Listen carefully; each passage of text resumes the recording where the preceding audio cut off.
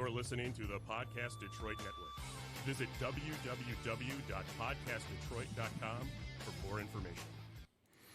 It's official. It's finally here. The Ring Crew will be facing the Pro Wrestling Scorecards crew in the Survivor Series War Game Scorecard Series. We have so much to talk about this week as basically fucking everything changed for Survivor Series. Not so much NXT War Games, but there's still so much to look forward to. We'll get into that and more this week as we...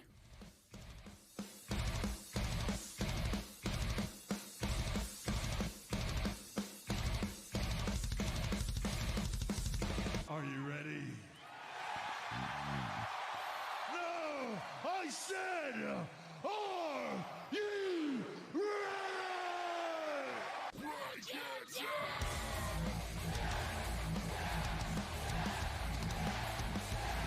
Woo! You just made the list! Oh, I knew he was gonna do that. I just knew he was gonna do that. He don't need Janetti. Damn! You don't know what hard times are, Daddy. Quick question. Yeah. When did we get a new end? A new song? His age has affected his brain. We've had it. Even the last time you were here. Yeah. I don't think I had the headphones on for the entrance. Possibly.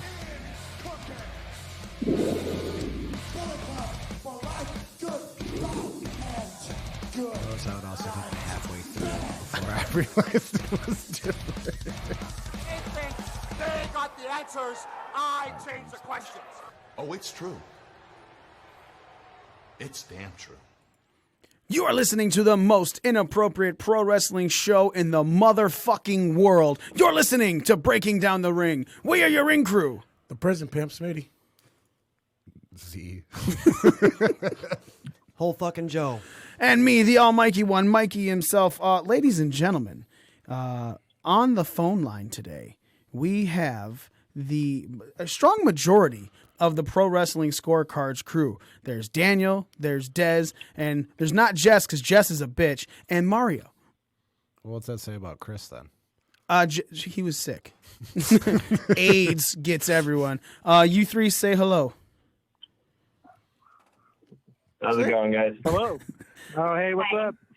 Okay. So this is the first time that we have had Dez and Mario on here. How do you guys like the show? Or do you not listen and you're like, fuck you guys, we're only here for the paycheck? No, I've listened. I like it. Yeah, we suck. I agree. Yeah, I'm a part-time listener, first-time caller. Part-time listener, first-time caller. Yeah, part-time listener, first-time caller. I like it. I like it a lot. Well, one, we've been looking forward to this show for quite a bit. Just for the simple fact that we have been building up, finally, the Ring Crew, the Breaking Down the Ring versus Pro Wrestling Scorecards. And you guys are on the inaugural show that we're doing with video the proper way. Like, we've done video before, but we've never done it where anyone who called in, you could hear them on it. This one we finally can. So you guys are a part of that. And we want to say thank you so much, first and foremost, for that. Oh, you're welcome. I already like Mario. Glad I got a haircut for this. Me too. That's what I've heard. I've heard that you have got the best hair for radio in the world while we're all on video. Yeah, thank you. Certainly got a voice for one, too. Hashtag that. Let people know. Yeah. Hashtag hair for radio.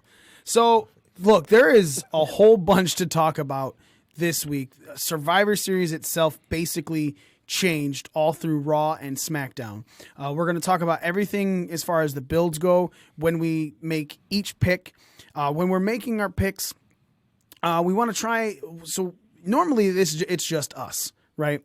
So this was... Z said this right beforehand. While we're making these picks, maybe not so much going back to switch it, because obviously this... do you guys have all of your picks done already? Yeah, we're good to go.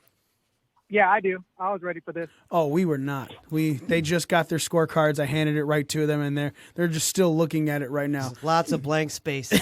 Lots and lots of blank spaces. NXT's probably going to take me like 5 minutes to fill out. There's going to be some on-the-spot picking here. Oh, that's a good thing to hear. That means we're I would like to go second no matter what. The way I'm going after Orlando every time. Well, right now, you should be taking on someone else. So here's the matchups as it stands. Actually, Daniel, do you want to give the matchups as they stand, or are you not ready for that either? I don't have that in front of me. Sorry, man. That's fine. That's fine. I'm going through and scrolling right now. So here's what it's going to be. I'm taking on Daniel, myself, Mikey versus Daniel. Ramon is not here because he's that afraid of Joe because he's taking on Joe. Mario, man, has wanted Smitty since before this thing was settled, and they have each other, and we got them online to hear them shit talk each other to their faces or ears, basically. Hey, I'm the prison pimp for a reason. It's my new bitch. Mario, give me 30 seconds on why the fuck you hate Smitty or why you wanted to take on Smitty so bad. Oh man, I was going for easy fruit right there, trying to get this handicap match going. You know, guy can't even get his name correct. I figured can't write a scorecard correctly. So how about this? The only low dangling fruit gonna be my balls when they hang in your mouth after you take this tea bag I give you. Damn. Ramon. Hey, all right. If you're gonna comment on the video feed, don't comment yourself. don't go woo Ramon. Okay, I see these comments coming up as we got them going on. All right, guy. Trying to get itself over. So wait, hold on. Mario got the short end of the stick. Yeah. So Mario is taking on Smitty. Dez, who Shitty, is, yeah. huh? Nothing. Go ahead. Sorry. Oh, Dez, who is the lovely wife of Daniel, is going to be taking on my lovely wife, Z. RZ Tart. He's a beautiful man, and he just long locks of flowing hair. If you can't see on the video, he's just gorgeous. Like it's like Fabio Gorgeous. Des, do you have any words for your opponent, Mr. Z? No. I guess good luck. I'm not really a shit talker. How am I supposed to shit talk that? You don't have to. You don't have to. You can wish her good luck as well. I really wanted to, and she threw me off. Like, yeah, I'm going to come at you. Fuck, can't say it. Yeah, good luck to you, too. It's like the Ring of Honor, Code of Honor handshake before the match. Right? Nobody wants to see that. You want to see a mean? You want to see a stare down like Hogan and Rock? No, that's exactly what we got. That was the best stare down ever between the two wives. And finally, we have two people that are not involved on the show right now, very much similar to Ramon. Our own Orlando Christopher, who just can't kick this AIDS. We've all kicked the AIDS within a week or two, and his AIDS is just really hurting him. Well, he's had it the longest. Well, so it's just like ingrained in his How DNA long now. has his AIDS been afflicting him? Well, it's really funny. He was the defender of love, and all of a sudden he got the AIDS, and I haven't heard a single defense for Marcus and Smitty's. Well, you know, he didn't get those. AIDS, it weakens your defense system. He didn't get those what it does. mail order condoms we were promoting a couple months. That son of a bitch. Well, they stopped being Discreetly. free after we botched the promo. After we made an abortion joke. Yeah, while promoting condoms. That was you. I didn't make that. I said hangers. And then Joe went with the abortion because we said the word hangers. We were all trying to Avoid avoid it. Smitty too, and Joe's just like, "What? Coat hanger abortion? Coat hanger abortion?" I think the last thing you want to bring up in a condom promo is something about a hanger. I don't think I said anything about a hanger. I said something, but You said that's both two ways to avoid being a parent. No, Yeah. Hangers and condoms. What was the name of the? What were the name of the condoms? I don't remember. Because I remember I made a pun of the name. I or don't something. remember. So our own Orlando Christopher is taking on Jess. Jess was so scared he couldn't even call in. He's actually on the toilet right now. Oh, scared shitless. No, Well, yeah, maybe because that's why he's still on the toilet. Yeah. At least that's what Daniel told me. So as I said, because we're the only two who didn't shit talk each other, I was being all nice at first. I'm taking on Daniel, myself, the almighty one, versus Daniel, the guy that founded Pro Wrestling Scorecards. Got something to say to me, Daniel? Got something to say? You know, man, I don't have much to say, except for, this is just a pity match since you got so upset about not participating with us before. So we'll see how you do. Oh, a pity match, you say? I see how it is. All right, I'm going to guess we're going to take this to the next level, and then I'll pity the fool who thought he could take on Breaking Down the Ring. Shit, fuck that promo. Ooh, the low dangling fruit now. God damn it, me. I want all the balls in all my mouth. That promo. Yeah, I was right. You nailed that, man. Nailed it. Thanks for coming to the Silver Dome. It's the Super Dome. Shit. All right, so if anyone's watching the video feed, boom, we're going to cover Smitty's face because it's really awesome to cover. Got our NXT TakeOver scorecard. That is first. And then we are going to go into our WWE Survivor Series scorecard, which is second. Basically, you guys can go to PW Scorecards on Twitter. You can find the link, the Google Drive link, where you can download your own NXT TakeOver scorecard and WWE Survivor Series scorecard. And while we are watching this, while you guys are watching wherever you are watching, the Pro Wrestling Scorecard crew is going to be at Survivor Series, if I'm not mistaken, correct? Yeah, we'll be there. Sons of bitches. I would like to see a Breaking Down the Ring sign. That's all I ask. Huge That's sign, way like too a much banner. effort for you. I'll wear the shirt though. All right. So we're gonna need one of you to hold a B, one of you to hold a D, one of you to hold an R. Mario's gonna hold Paint the it D. on your stomach, sir. In any order. Mario gets to hold the D. I want to be a big black D. Whoa. Oh, I found the stipulation. All right. You guys, if you're in the Metro Detroit area, you can come to Thomas McGee's in Eastern Market, where we will be having our own Survivor Series watch party. Here's huge things going on for this. First off, the doors are going to open at 5. If you get in there before 7 o'clock, you can take one of our Pro Wrestling Scorecards that we will have printed up at the venue, and you can fill it out. If you have the most points at the end of Survivor Series and you're at at our viewing party, you can win the one grand prize that we have going on, which is so far consisting of a collector's edition DVD box set for Randy the Macho Man Savage, 3 different size t-shirts, a couple different autographs, and more to come. You can win that big old grand prize package if you have the most points on your Pro Wrestling Scorecard, which is going to be fun watching these guys try and do them live from Survivor Series as they try to put up the scores as they happen. So it's really based on Daniel. Daniel could fuck you out of a prize. Just kidding. No, he won't. And also, we will be doing a raffle. This is going to be going on throughout the entire event that we're doing. We will have 4 turkeys. We're doing this with the Knockouts and 3 Count podcast guys that do it right here on Podcast Detroit every Tuesday night. They will be bringing 2 turkeys. We will be bringing 2 turkeys.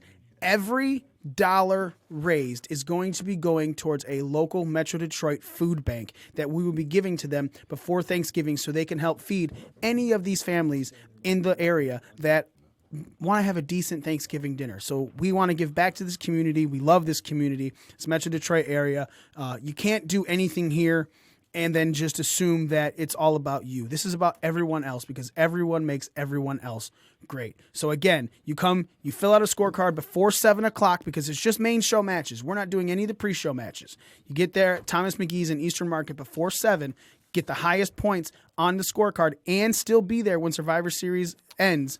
You are going to win a grand prize. Throughout the entire event, buy raffle tickets. We'll be raffling off 4 turkeys after Survivor Series is over as well. And all of that money, including, we're not taking any money back for the money we spent on these turkeys. Every dollar raised is going towards a local Metro Detroit food bank. So without further ado, we're going to start getting into NXT War Games 2. We'll discuss the build for each of these matches. Same thing with Survivor Series because there is a lot to discuss with all of this stuff. Z, did you have something to say? I saw your face like you had a... No. Hey, I got a Not- question. Not on the air. Not in the air. Okay. What's up, Mario? I got a question about that grand prize. Okay. You said 3 different size T-shirts. Are these used T-shirts from the crew? No, they are not. We did not wear these. I'm sorry to everyone. They're just random size T-shirts. Yeah, I went like Hot Topic and I bought 3 T-shirts. They had like a sale going on, so I think there's like a double XL and XL and like a medium. Yeah, there's like the new Nah, Young Bucks he's shirt. totally lying. We just clean out our closets Right. once every 3 months and Yeah. give away our old T-shirts. I really wanted to go in on you guys, but then you really like went all in about Thanksgiving and giving back, and I just brought a tear to my eye. Well, look, in all honesty, man, that's Decided not to talk shit. That's literally not even my idea. I give credit where credit is due every time. Z 100% put that idea into my head. He said we should do this, and I had no argument about it because it's a great fucking idea. So yeah, we definitely want to give back to the community that we're a part of. That's awesome. Everyone, go support that. I might even go to Detroit sometime. Oh, look at support you that! Look at that! Oh, he's not going to beat Smitty anymore. You just want to come see his pimp. No, I just don't want to beat the shit out of Smitty. Hey, Black Lives Matter. I fucking love it. All right, let's get into this. We're gonna start off.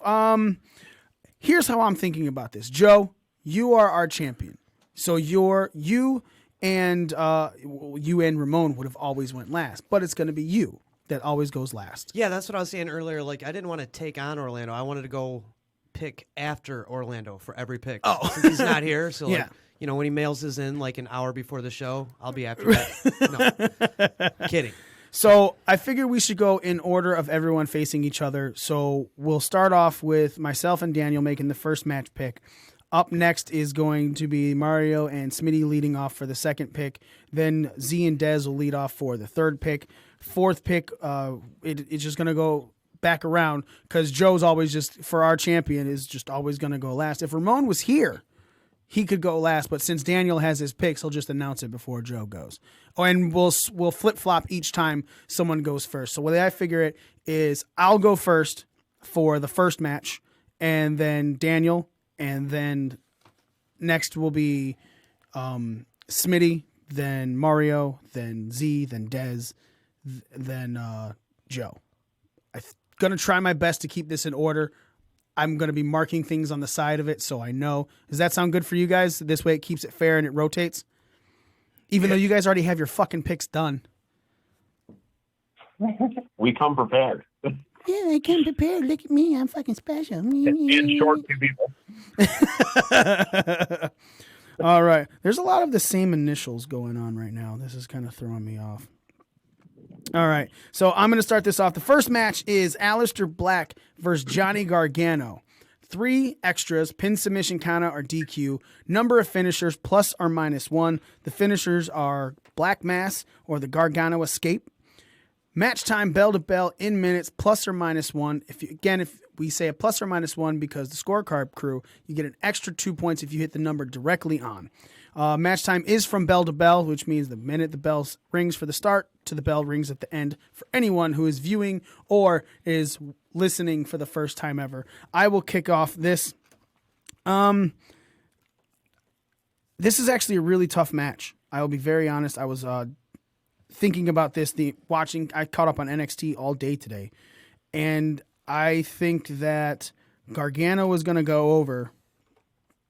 Right. But, no, I'm sorry. I apologize. Black is going to go over, but because Gargano does something to get himself disqualified. Jesus Christ, we're back to your DQ. My DQ picks are back, baby! So, Aleister Black, by disqualification, number of finishers. Daniel, I meant to ask you this. Is this finishers the amount of time that they're out there only in between the bells? Yeah, it's always just within the bells of the match. Okay, so if let's say Johnny gets disqualified and then Aleister hits him with a black mask after the bell gets rung, it doesn't count to this, correct? Exactly. All right, so I'm going to go with 1 finisher. Match time, bell to bell, in minutes, I'm going to go with 19. Daniel, you're next. All right. I'm also going to have Black going over, but I'm going to have him actually winning by pin. I'm going to go 3 finishers. And since they have to fill a lot of time with these matches, I'm going to go 24 minutes on this match. All right. Up next are shit. I fucked that up already. Smitty, Yo. you're next. This is the one match I think I have a face actually winning for this one. And I have Kairi Sane become the second ever NXT. What? What are you doing? We're on Aleister Black Aleister versus Black. Johnny Gargano. Do you need more alcohol or less? And More. this is why I picked him. And this is why you're going to get destroyed, too. So I got Johnny. Let's hear your Drunken pick. master. Let's hear your pick. We got Johnny Gargano winning by pinfall, 3 finishers, and match time for Bella Bell. I got him going 21 minutes because NXT they usually give him a little bit more time. All right. Mario, what are your picks? All right, my pick. Although I'm going against Smitty, and I didn't want to write it, but I did anyways, picking Black. Going with the pin. Oh shit, that was great. All right, continue. Go up by the pin. Going with the pin, 4 finishers. Like I said, 4 matches, 23 minutes. Probably going to run long on all these matches. All right. I see. I bet against Black this time. Z. It's the Never bet against I'll Black. say the only time you have. I got Aleister Black by pinfall, 3 finishers, 25 minutes bell to bell. All right. Dez. I actually have Gargano winning by pin, with 2 finishers going for 22 minutes. All right. Daniel, what are Ramon's picks? Ramon has Black going over by pin, 3 finishers, 18 minutes. Do you have Jess picks too, or just Ramon's? I have Jesse's also. Oh, okay. Well, let's go ahead and get Jesse's picks then too. He also has Black going over by pin, 4 finishers, 15 minutes. Already lost. All right. Yep. And Joe. Betting on Black.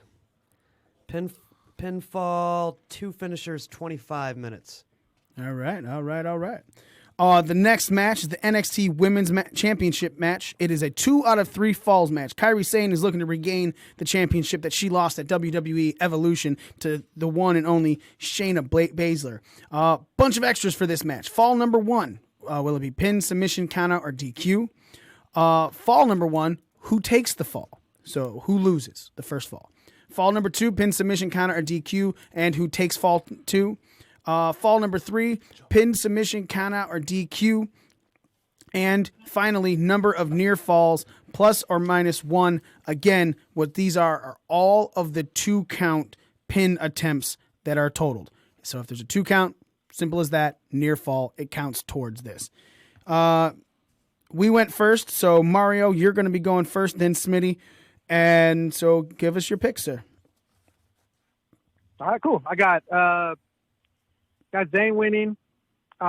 First would be the pin on Zane, and then a pin on Baszler, and then a pin to win it all. And then I got 8 for the near fall. Okay. Smitty. I got Arsaf Kairi Sane winning this match, becoming the second ever 2-time NXT Women's Champion. She's gonna pin the first fall will be pin, and Shayna's gonna take the first one. The second one will be a submission, and Shayna's gonna make Kairi tap, and then once again Kairi's gonna make her pin. She's gonna pin her one more time. And how many near falls? I got 12 near falls. All right. Up next is Dez and Z. Dez? I have Baszler winning the whole match. The first is going to be a pin. Kairi Sane is going to take the fall, then another pin with Baszler taking the fall, and then a submission for the final fall and 11 near falls. All right. Z. I have Corbin winning the match. Sharon Corbin. Nice, you got to say her. So that's I got Baszler winning the match. The first fall is going to be a pinfall. Baszler's going to take the first fall. Second fall is going to be a pinfall. Sane's going to take that fall. And then the final fall is going to be a submission with 6 near falls. All right. Up next is Daniel. I'm going Baszler for the win. First fall, the pin taken by Baszler, then a pin taken by Sane, then a submission, and 12 near falls. Copycat. Except I wrote mine before. I wrote mine before we went on the air. I have Kyrie Sane taking this. I have Baszler winning the first one by submission. I have then Kyrie Sane winning by a DQ. What? Did it again, folks. I brought it back. I brought the DQ back. And then Kyrie Sane for the final is obviously going to take the final one by pin. And I have 13 near falls. So next we'll have the readings of Jess and Ramon's picks by the wonderful Daniel. All right, so Jesse pillow has talk in this motherfucker. Baszler going over. First of all, the pin on Sane, then a pin on Baszler, then a submission, and 7 near falls. The fuck? He copied me. And then Ramon has Baszler. First of all, the pin on Sane, and then a pin on Baszler, and then a submission with 5 near falls because he doesn't know how this match works.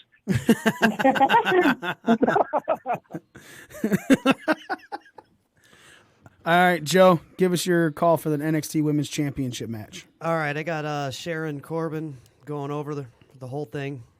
First fall's pinfall with Corbin taking the fall. Second fall, submission, Kyrie Sane. Third fall, submission, 11 near falls. I have a question. I have an answer. Well, maybe not. This is actually for Daniel. Oh, okay. Daniel, Z has a question for you. Although I already made my pick, what if someone thought it was going to be a 2-0 sweep and said no fall for the third fall? Would that be an extra point for the bonus?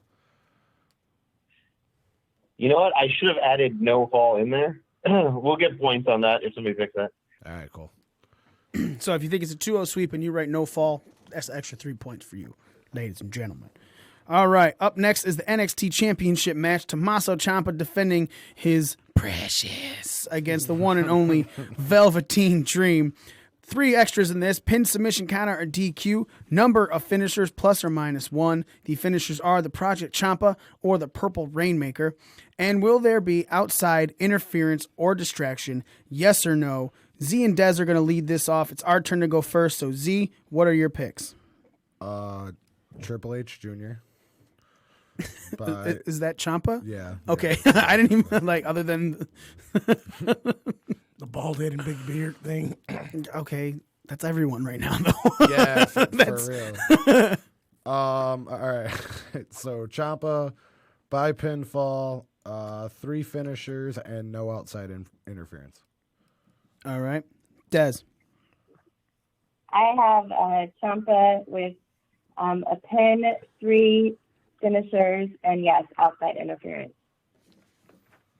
All right. It's like she's literally only going to beat me by 3 points on this card.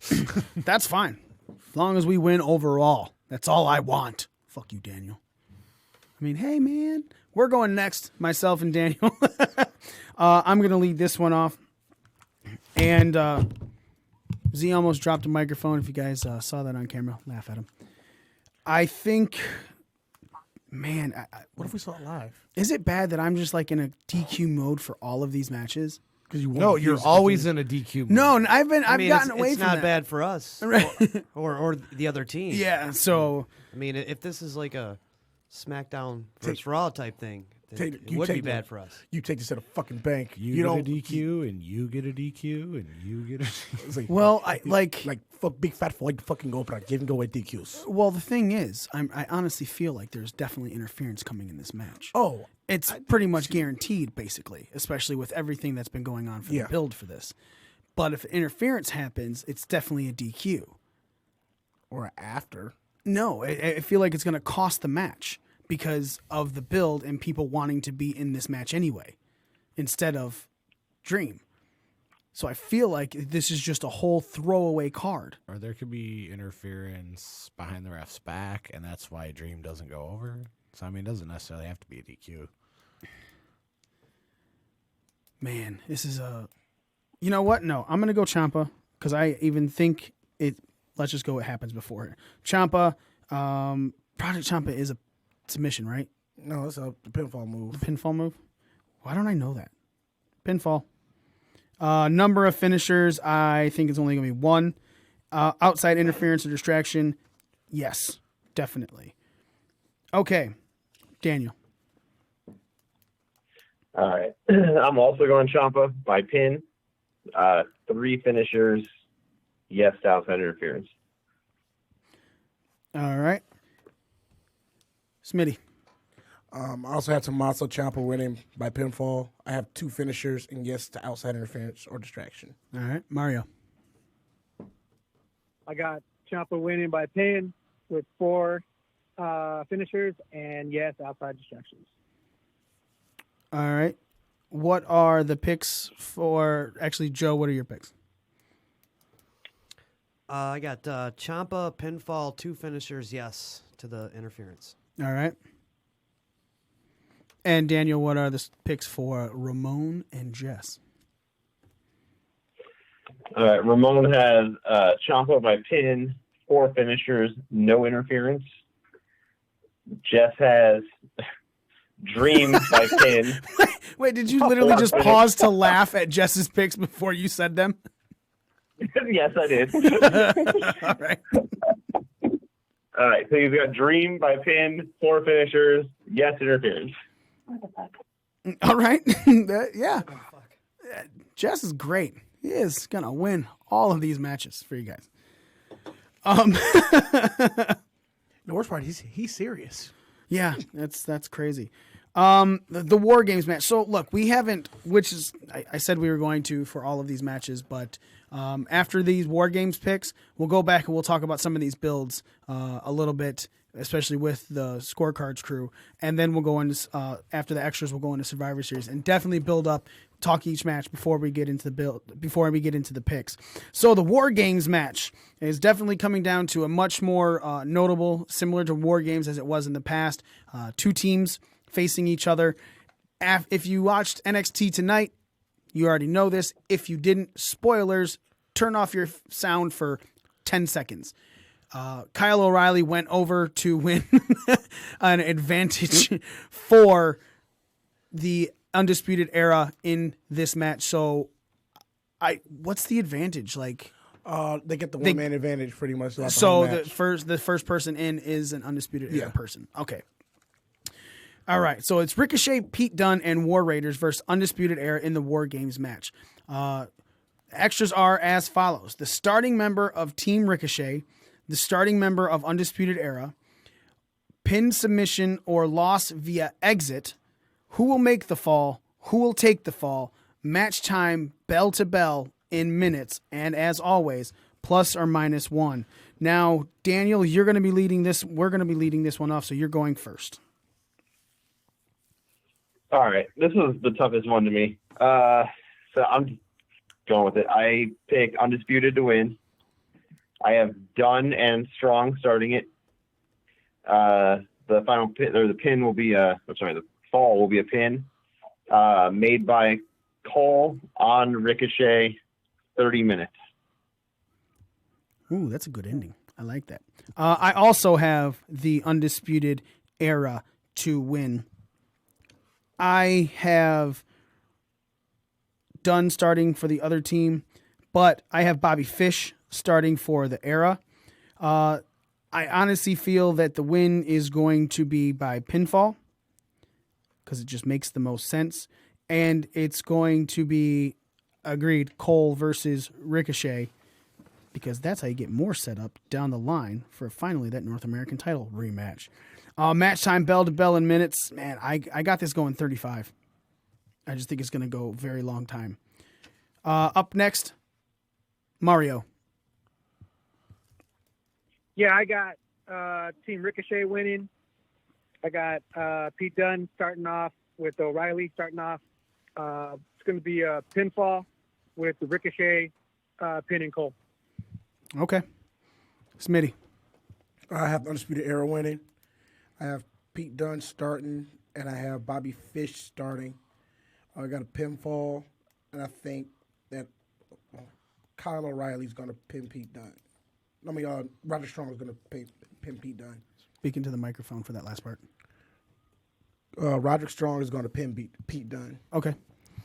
And all 3 times you said. Didn't. Up next is the Dez and Z show. Dez, you're first. I have Team Ricochet winning. I have Ricochet as the first person in with Kyle O'Reilly for a pin, and Pete Dunne's going to make the fall. Adam Cole's going to take the fall, and it's going to be 34 minutes. Okay. Z. All right. So I got Undisputed Era winning the whole thing.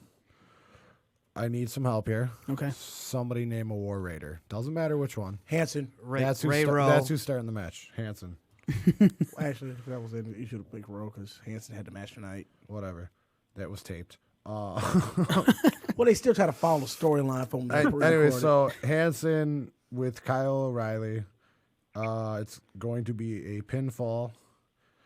Cole's going to make it. Rick O'Shea is going to take it.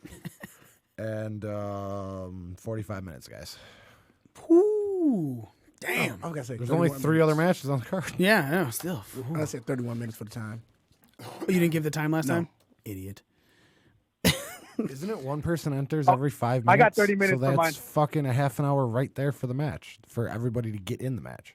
Is it every 5 or every 3? Are they gonna do it like they did last year when they just entered the whole team? No, I think that's why Era has the advantage now. They're doing it 1-1. Well, yeah, they'll be the first ones to come in, so they'll always have the man advantage. But that doesn't. I think it's only gonna That be 2 doesn't minutes. say anything about the time increments. Daniel, I think the rules say every 2.5 minutes. 2.5. See, that's what I thought it was like 3 or something. I'm going to go and look that up. Because in the last year they just unleashed the whole team at. But last year was a different format than this year. It was 3 teams as well.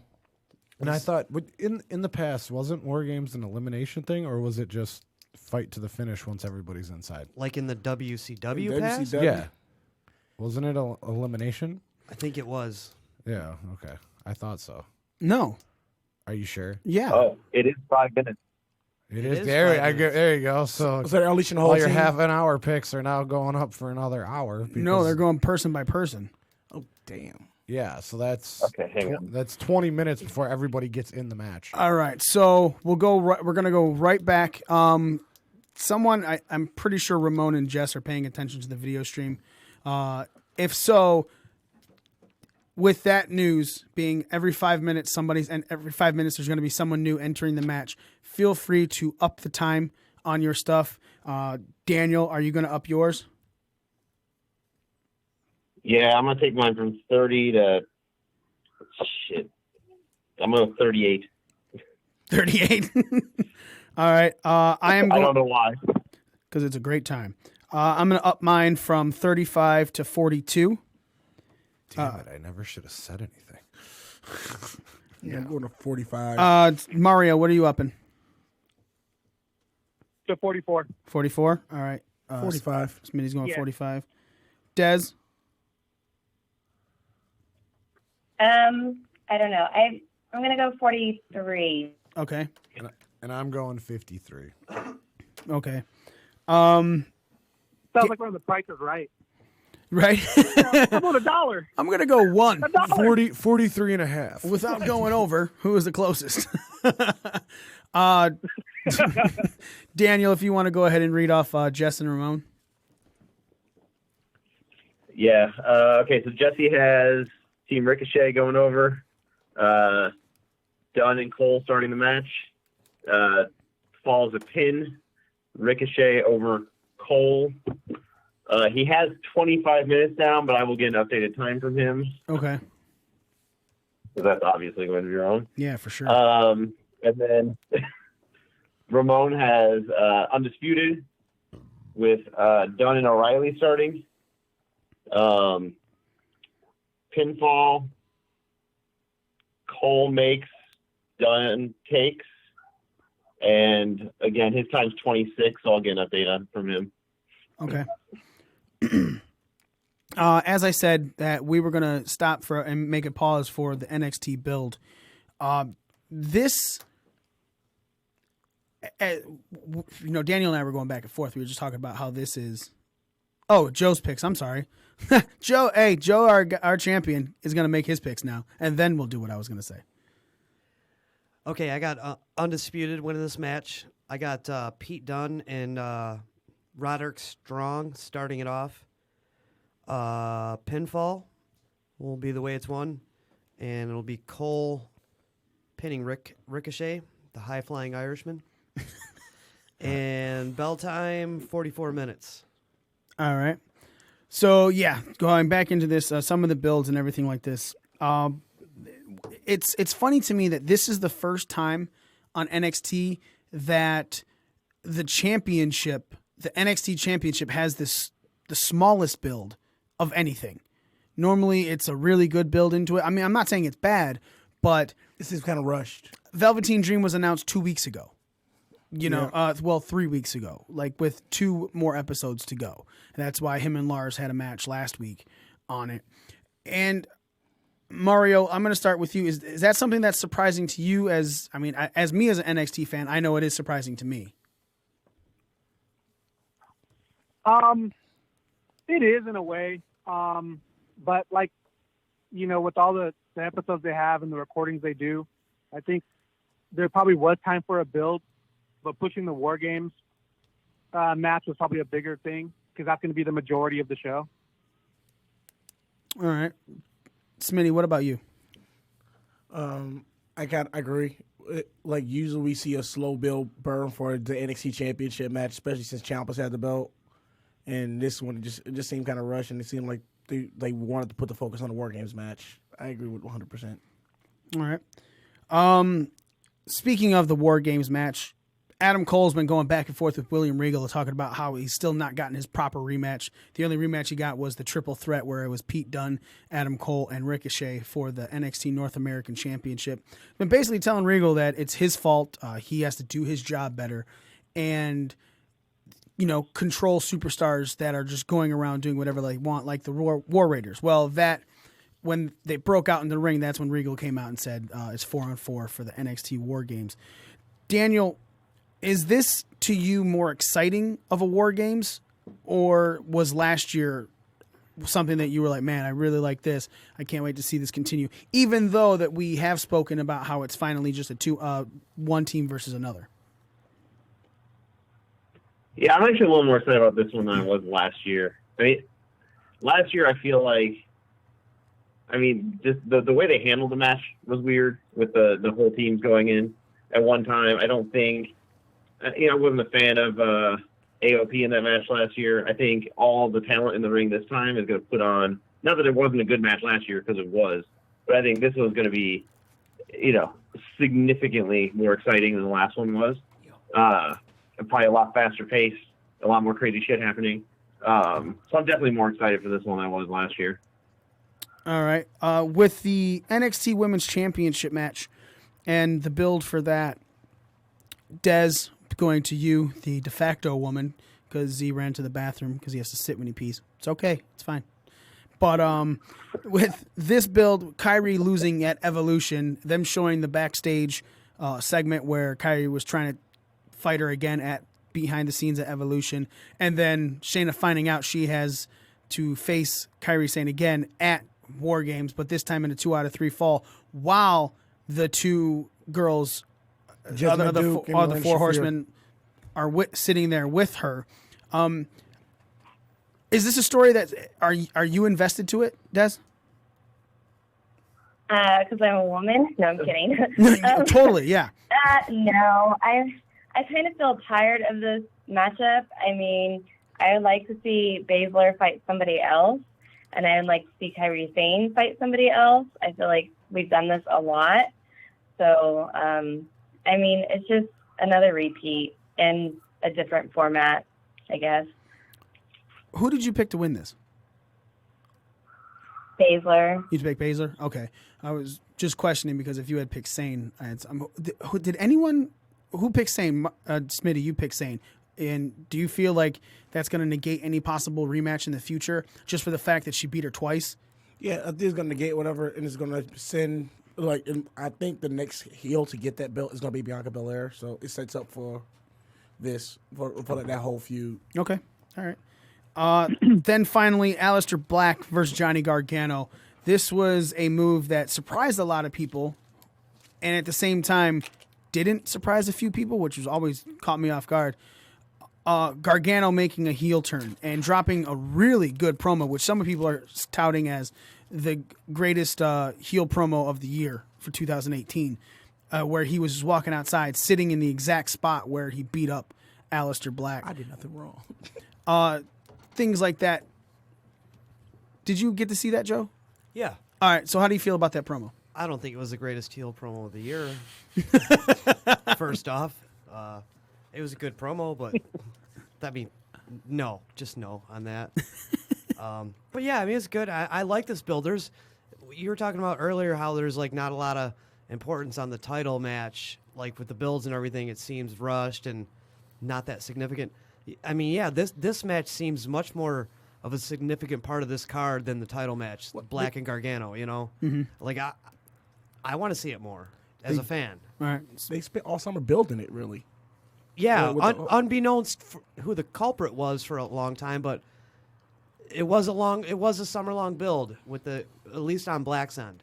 On Black's end, it was a summer-long build. The reveal of Gargano was just it was a nice payoff, and now you're gonna get like the cherry on top of the payoff, you know. Yep. Des, as a woman, is this something that interests you more? What, the Ciampa match? Yeah, of course. No, not the Ciampa match. Gargano and Black. Hold on. Did you just mock her when we first kicked this off? You went past this match, Smitty, to not even pick it. You went straight to the women's match, and you're just like, no, that's not what we're talking about. Really? Hey, I'm on the same team, nigga. Same team. Does not matter. Dumb is dumb. No, teams don't matter. We turn on Jess all the time. Yeah, they're still shit talking Jess. So we shit talk Jess. So Daniel sent me a text. Sorry, Des, before we get your answer. Daniel sent me a text last night that was like, loser takes Jess. And the way I feel is maybe now the loser has to have Smitty and Jess. But the thing is, I win. I happen to win. If we lose, I quit.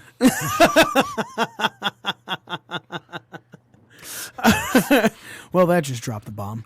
This show's going down the tubes and fast. So, Des, about this match, this build and everything, is this something that you're more invested in? Because obviously, like you said, it's for you the same old stuff with Baszler and Sane. So is this something that intrigues you more? Yeah, I'm super excited to see where Johnny Gargano is going to go with his evil turn now, and see if him and Ciampa decide they want to be evil buddies again. Stop laughing at me. And I love Aleister Black, so I'm super excited to see him come back and hopefully it's so beat hard the shit out to of Johnny not Gargano. like But I picked Gargano to win. Z said it's so hard to not like you. It's just his estrogen feelings coming out, you know. I feel like we're syncing up, guys. Leave me alone. Well, you are wearing red. Daniel, I have a question for you. Of all of these matches, what is the War Games the one that's sticking out the most to you, or is it the build feud for Gargano and Black that is something that excites you the most? I think Gargano Black excites me the most. I think that match is going to be I mean, every match that Black's done on the NXT roster has been amazing. Same for Gargano. So I'm expecting them to put on, a clinic of sorts. I think War Games would be great too. But I definitely think that Black Gargano match is gonna be the show stealer for sure. Smitty, you were about to say something? I would say the Aleister Black thing, I liked most of his matches. There's one match I didn't care for. That was Lars. Yeah, the Lars one. I knew you were going to say that. Yeah, but that That's makes fair. sense. That makes sense. I mean, that's nothing against anyone but Lars. Like, Aleister Black is, we argued. I wouldn't even say it's against Lars. Like, they just didn't. They just have didn't work. They didn't have a chemistry together, Yeah. dude. That's not a knock on either one of them. They didn't know each other well. They didn't work well together. Maybe if they had another match, it'd be better. I will say that we argued on our show when Black and Velveteen Dream went at it, that was probably Instant Magic. One of the best matches that we've ever seen. Z and I went to an NXT Detroit, and they went at each other then too, and Front row for the rematch. it was so Very good. cool. Like, they just put on a show that's spectacular. So Aleister Black versus Johnny Gargano, who can also wrestle really well. This just seems like it's going to be like I don't know. Could be a 7-star match, everybody. 7 fucking stars from Meltzer. All right. We're going to go into the announce table destruction. Smitty and Mario are going to be leading this one off. So, Smitty. I have all tables surviving this one. All NXT. tables surviving. All right. Mario. Oh, this is the make or break because I'm picking them all to break. That's I have all of them breaking. okay. Z. I have all the tables surviving as well. All right, Des. I have English and Spanish breaking. All right. Next is me. I definitely say the English is going to go. I just think English is the only one that's going to go. Daniel. I'm actually going with the same pick, only English. All right. Joe. You guys are racist. No, I'm racist because I'm going only Spanish. He's going with tradition. Fuck those motherfuckers. that was a great segue there. And unbeknownst to Z. And what about Jess and Ramon? Jeff has English being destroyed. Ramon has English and Spanish being destroyed. So he's got Spanglish. Spanglish. Going bye-bye. And finally, the last pick on this is the unscheduled appearances. You get 5. You choose 5 people that you think are going to show up on the show. 5 points for every person that shows up on the show that you pick correctly. This is going to be led off by Des and Z. So, Des, you're first. I don't know who to pick for this, so I just took a shot in the dark. I have Toni Storm, Chelsea Green, Jessamine Duke, Marina Shafir, and Nikki Cross. I don't know who half those I don't feel very confident, though. Oh, Nikki Cross is. Don't say that. Well, Are we allowed to pick the horsewomen? Yeah, they're not. Yeah, they're not scheduled. I have them on mine. Spoilers. Z. I picked Lars, Candice, Becky Lynch. Now that she has nothing to do with Survivor Series, Bianca Belair and Alexa Bliss. Okay. Daniel, you're next. All right, I went Jessamine Duke, Maria Shafir, Bianca Belair, Lars Sullivan, and Candice LeRae. All right. I am the next person to pick. I have basically the exact same things as Daniel: Lars Sullivan, Bianca Belair, Marina Shafir, Jessamine Duke, but I also have Cassius Ohno. I was gonna put him on there too. Up next, Mario. I got Jessamine Duke, Maria Shafir, Chelsea Green, Bianca Belair, and I'm putting the bro, Matt Rydell. Nice. Smitty.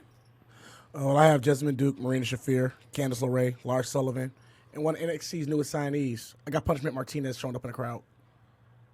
He was signed? Mm-hmm. Yeah. He's been wrestling house shows. Yeah, a while ago. Taking off Ohno. I'm taking off Bliss. You guys want to make a change or no? No. Nah. It's always a fucking crowd show. I agree with you on that one, Smitty. So again, Lars, Bianca, Shafir, Duke, and Punishment. You better not be wrong. He's always wrong. Now NXT appearances usually end up with at least 15 to 20 on these. All right, up next is the Survivor Series prediction scorecard. Look, go ahead, Joe. Oh shit, man! God, we're okay. Wait, so we need Jess and Ramon, and then Joe. All right, Got me on the Jesse's got, fucking pay no Candice- mind list over here. Shit. Sorry, man. All right, Jesse's got Candice LeRae, Jessamine Duke, Marina Shafir, Bianca Belair, and Punishment Martinez. Wasn't the only Ramon has Oh, Punishment's Candice definitely not coming out now. say again? Both Smitty and Jess are wrong all the time, so now Punishment Martinez is not coming out. That's a great call, Mario. I think I'm gonna switch back. No, I'm just kidding. Yeah. So Ramon's got Candice LeRae, Ronda Rousey, Laura Sullivan, Chelsea Green, Punishment Martinez. I'll be honest, Ronda Rousey isn't a bad pick, especially with you're going Baszler and with the horsewomen, and especially all the things that were going on with Ronda Rousey's Instagram account, the Twitter account between Becky Lynch and Nia Jax. There's a lot to talk about when we get into the Survivor Series card. Yeah. So let's go ahead and start this Survivor Series card. As we said, there's a bunch of. I'm actually kidding because I was going to let Joe go now. I was gonna. So I was making one change on here or two. Is it Yeah, really it's your my, totally, is it's it totally really your turn. my Yeah, turn yeah, now? it's really your turn. I just wanted to bucket you that All time. right. See, I had my first pick as EC3, but I think I'm going to take that off and go with Punishment. Okay. So Punishment, and then I got Jessamine Duke, Marina Shafir, Candice LeRae, and Bianca Belair. Okay. Sounds good. Smitty, we're not changing anything. What were you talking about changing? I was turning over to my Survivor Series card. There was a couple things I was going to change. What are you talking about? I'm switching some things around. So why even say it and just do it? We already don't know your picks, so we don't know that you're changing anything. Good point. You're pulling back the curtain for no reason, man. Fucking Smitty over here. All right, as we stated, a lot of things have changed for Survivor Series so far. Raw, it led off with the end of Raw being the women, Becky Lynch attacking Ronda Rousey in the locker room backstage, having her in the disarmor, then going out to the ring where 7 women were standing in the ring, including Alexa Bliss, who definitely hightailed it out because of her concussion, when the rest of the SmackDown women's locker room showed up behind them. The rest of Raw women's locker room also came out. Huge fight, huge melee in the middle of the ring. And it turns out that Nia Jax clocked Becky Lynch. And as WWE stated, broke her face. Yeah. Literally, that's what. Oh, she suffered a broken face. I don't know what a What an educated description. Right. I don't know what a broken face Tom is. Phillips really gave me a good one. But it's like, holy shit, if that's what you're going with, I can only imagine that there was a bunch. But he also said severe concussion, and we're going to get into a lot about that soon. But SmackDown Live started and ended with a huge brawl. AJ coming out, cutting a promo, Heyman interrupting him, saying, we wish we were taking on Daniel Bryan. And then Daniel Bryan coming out. What a pot stirrer. Right. Daniel Bryan coming out after AJ saying that he made Daniel Bryan tap. Say my name again. They start fighting in the middle of the ring because Daniel said, don't say my name. And AJ goes, so if someone asks me who the best wrestler I've taken on technically in the last year is, I can't say Daniel Bryan. So Daniel punched him in the face. Shane broke it up. Backstage, they're still going at it. Shane goes to AJ, fine, you want him tonight. You take him. You go ahead, and it's for the title. At the end of the night, Daniel Bryan won the WWE Championship after the referee was hit. Daniel Bryan then hit a low blow, got the pin, and then proceeded to continuously beat the fuck out of AJ in a very, very violent but safe Nia fashion. He didn't choke anybody with the cord from the camera? Yeah, this time there was no camera cord choking. So No auto asphyxiation. we're going to get into all of this, the Daniel Bryan heel turn, possibilities on what actually happened, as well as some of the social media stuff going on between Ronda Rousey, Nia Jax, and Becky Lynch. And, of course, who's now taking on Ronda Rousey at Survivor Series. Here we go. We're going to start this off, I believe. who's damn it, I lost it. Who had the unscheduled appearances? That was Z and Dez. No, that was Smitty and we were second. Oh no, yeah, we did lead that off, so that's Joe and Yeah, so it's me and Daniel leading off the Survivor Series card as well. This time it is going to be me. So the first match is the 5-on-5 elimination tag team match, Team SmackDown versus Team Raw. Team Raw is Bobby Roode and Chad Gable, the Revival, B-Team, Lucha House Party, and the Ascension versus the SmackDown team of the Usos, New Day, Sanity, Gallows and Anderson, and Primo and Epico, the Colognes. 4. Collins. That's when I saw it on the scorecard. I fucking said the exact buttholes. same thing. The Colognes. 4 are the extras on this. First tag team eliminated. What team makes the final fall? What team takes the final fall? Number of tag teams left on winning team, and the tag team with the most eliminations. You guys, Pro Wrestling Scorecards crew, you guys led off last time, so this time it is my turn to lead off. I have Team SmackDown winning. The first tag team eliminated, I believe, will be the Colognes. What team is going to make the final fall? I believe that's going to be the Usos. The team that's going to take the final fall, I think, is going to be Roode and Gable. It's going to come down to the leaders. And number of tag teams left on the winning team, 2. And tag teams with the most eliminations, I'm going to have New Day. Daniel. All right, so I'm going Team SmackDown taking this. I think the first team eliminated is going to be the B team. Usos will make the final fall. Revival will take the final fall. 2 tag teams left, and most eliminations, New Day. All right. Smitty. This is one match I think they're not really taking very seriously. So I have Team SmackDown winning. I have the Ascension as the first team out. The Usos will make the final fall. The team is going to take the team that will take the final fall is going to be the B team. 3 teams from SmackDown are going to be left on the surviving team, and the most elimination will go to the New Day. All right. Mario. So I got the B team first eliminated with the Usos with the final fall.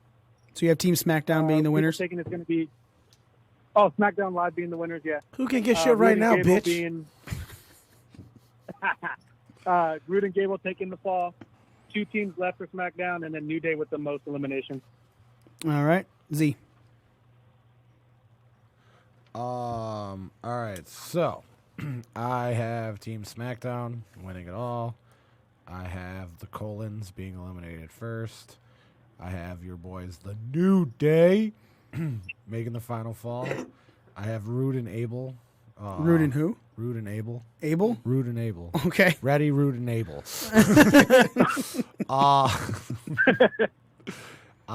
Taking the fall. There'll be 1 tag team left, and Roode and Abel will be the most eliminations. Okay. Dez. I have Team SmackDown winning. The Colognes going out first. The Usos take the final fall.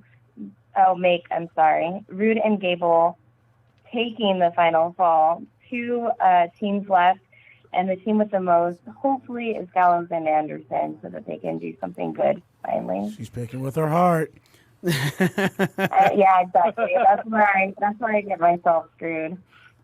Stop being a woman about this. All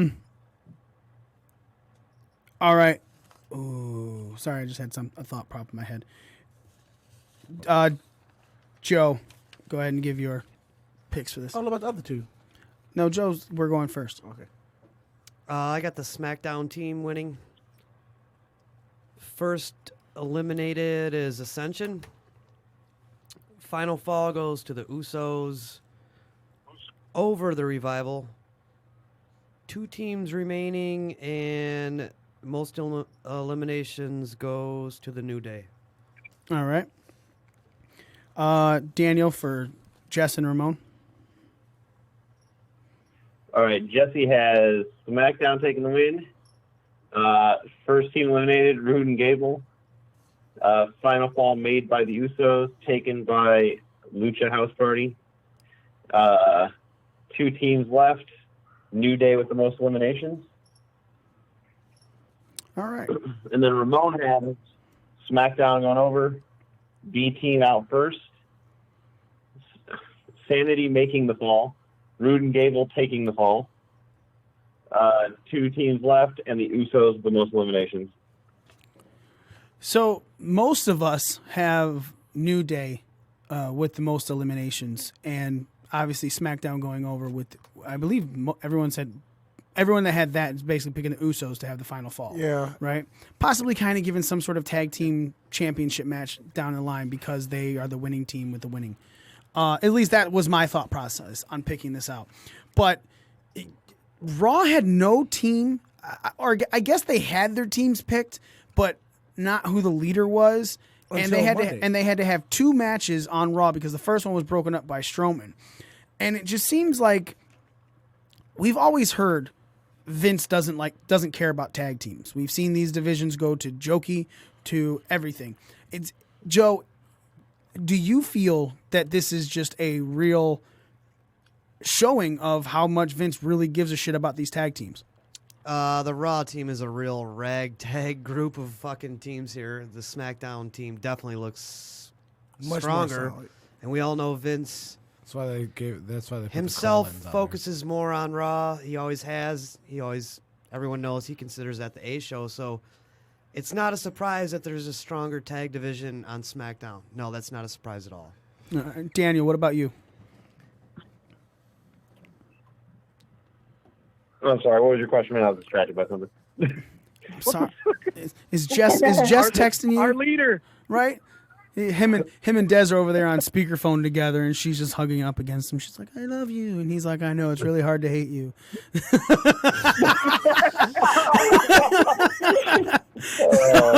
I was saying that the way this match has been put together, not knowing, I guess knowing, but them not promoting who the teams were, and them having to have 2 matches, one because Braun just destroyed the first match to where Rude and Gable finally came out on top as the leaders for Team Raw, but we've known the Usos were going to be leaders for SmackDown for a couple weeks now. Is this just proof that the old myth is true that Vince just doesn't care about tag team wrestling?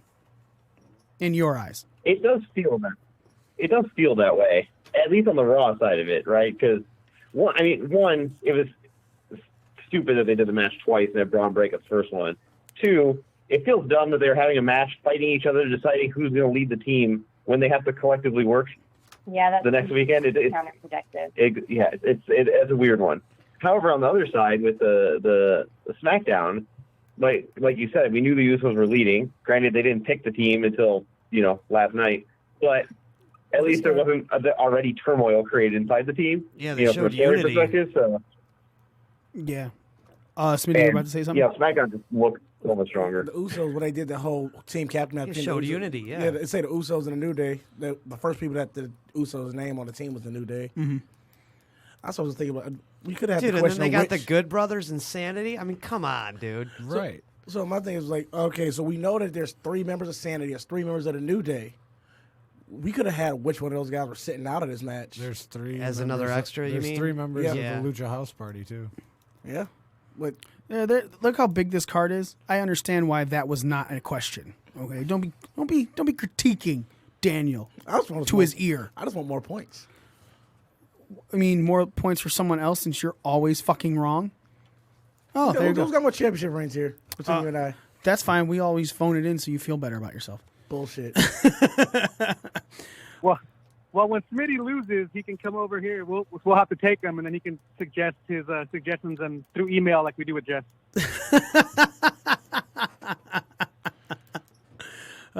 Smit mail is what we're going to call that. All right. Up next is the 5-on-5 elimination men's match.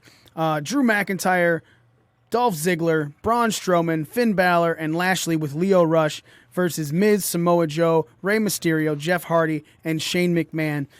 If anyone notices, it does not say with Baron Corbin as the captain because it doesn't have to say that. As far as unscheduled appearances, any of the management figures or refs, authority figures, do not count as unscheduled appearances. So because it's not listed, doesn't mean you get to pull points off for Baron Corbin. And because he's an authority figure. This is going to be led off by Team Pro Wrestling Scorecards, and Mario, you're the first one going. The five extras, for this are first superstar eliminated, who makes the fall, who takes the fall, number of superstars left on winning team, and superstar with the most eliminations. As you can tell, these elimination matches are the exact same extras. So just to make it easier for everyone. So Mario, go ahead and lead it off. All right, so I got Raw winning. And my first superstar eliminated is a choice from the heart because I hate this guy in real life. I picked the murderer, Rey Mysterio. Wait, the first one out. Whoa! Mix on mix. Yeah, I said it. Yeah. Damn! You really are there, Smitty. So, all right, is that why you hate him in real life? Did he murder your people? What was that? You hate him in real life? Did he murder your people, Yeah, Holmes? he's a murderer. How do you get away with that?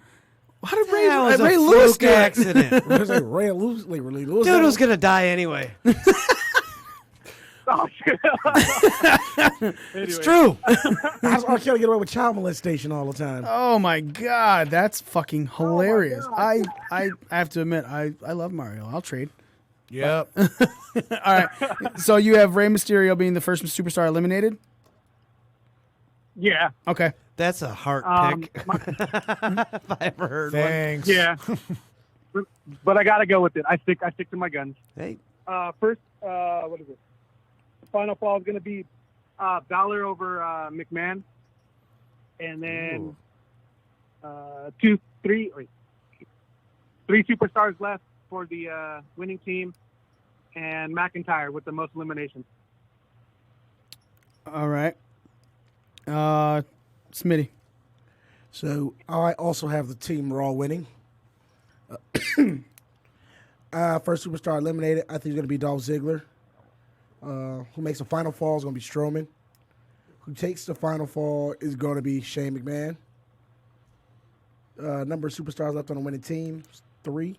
Most superstar with the most eliminations, McIntyre. All right. Des, you're next. So I have Raw winning. I have The Miz being the first eliminated. McIntyre makes the final fall on Samoa Joe. 1 superstar left, and McIntyre with the most eliminations. The sole survivor, McIntyre. Oh, okay. Z. I have Raw winning with Jeff Hardy being the first eliminated. McIntyre will end up winning the whole thing for his team. He'll pin Joe, or Joe will take the fall. There'll be 2 superstars left on the winning team, and Braun will have the most eliminations. All right. Vince McMahon likes big sweaty man. Daniel, you're next. All right. I have Raw winning. First superstar eliminated, Ziggles. McIntyre makes the final fall. Joe takes the final fall. 2 left, and Strowman with the most eliminations. All right. I'm next. I also have Team Raw winning. First superstar eliminated is Jeff Hardy. Drew McIntyre will make the final fall, while Miz takes the final fall. 2 superstars left on the winning team, and Braun Strowman is the superstar with the most eliminations. Give us Ramon and Jess. Daniel. All right. Ramon has Raw going over. Miz being eliminated first. Strowman makes the final fall on Joe. 3 people left on the winning team, and Strowman with most eliminations. Okay. And then Jesse has Oh, God. SmackDown going over. First superstar eliminated, Lashley. Who makes the final fall? Shane McMahon over Finn Balor. What the fuck? 2 people left on the winning team, And Shane with the most eliminations. It's like when Z was making his joke picks. But he's serious. I thought about bringing those back. If you had to pair up with Jess, you probably could have and still won. You know, watch, we're all talking shit right now, and watch that actually happen. Right. Right. Exactly. No. Shane hits 8 coast to coast Right. in one match. Somehow he's still fucking alive. He elbows everybody through each announce table. Right. He's the reason all the announce tables are broken. Right. We all picked that wrong too.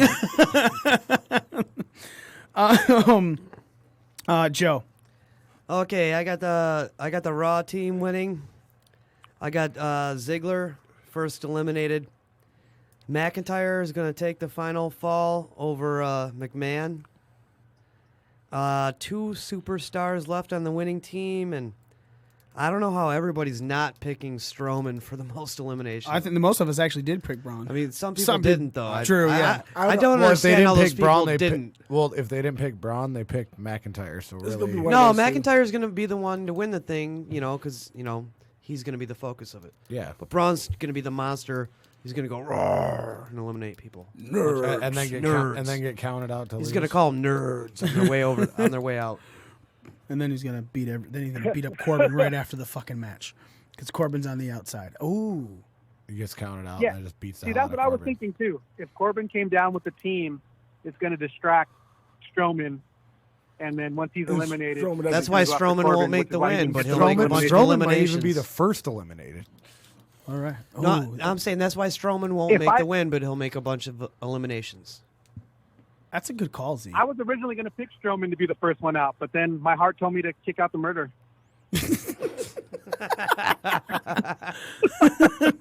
Stop being a bitch. I was just Mario. on the Jericho I know cruise you with see Ray it. Ray. Yeah, did he try to kill anyone? I made it out alive.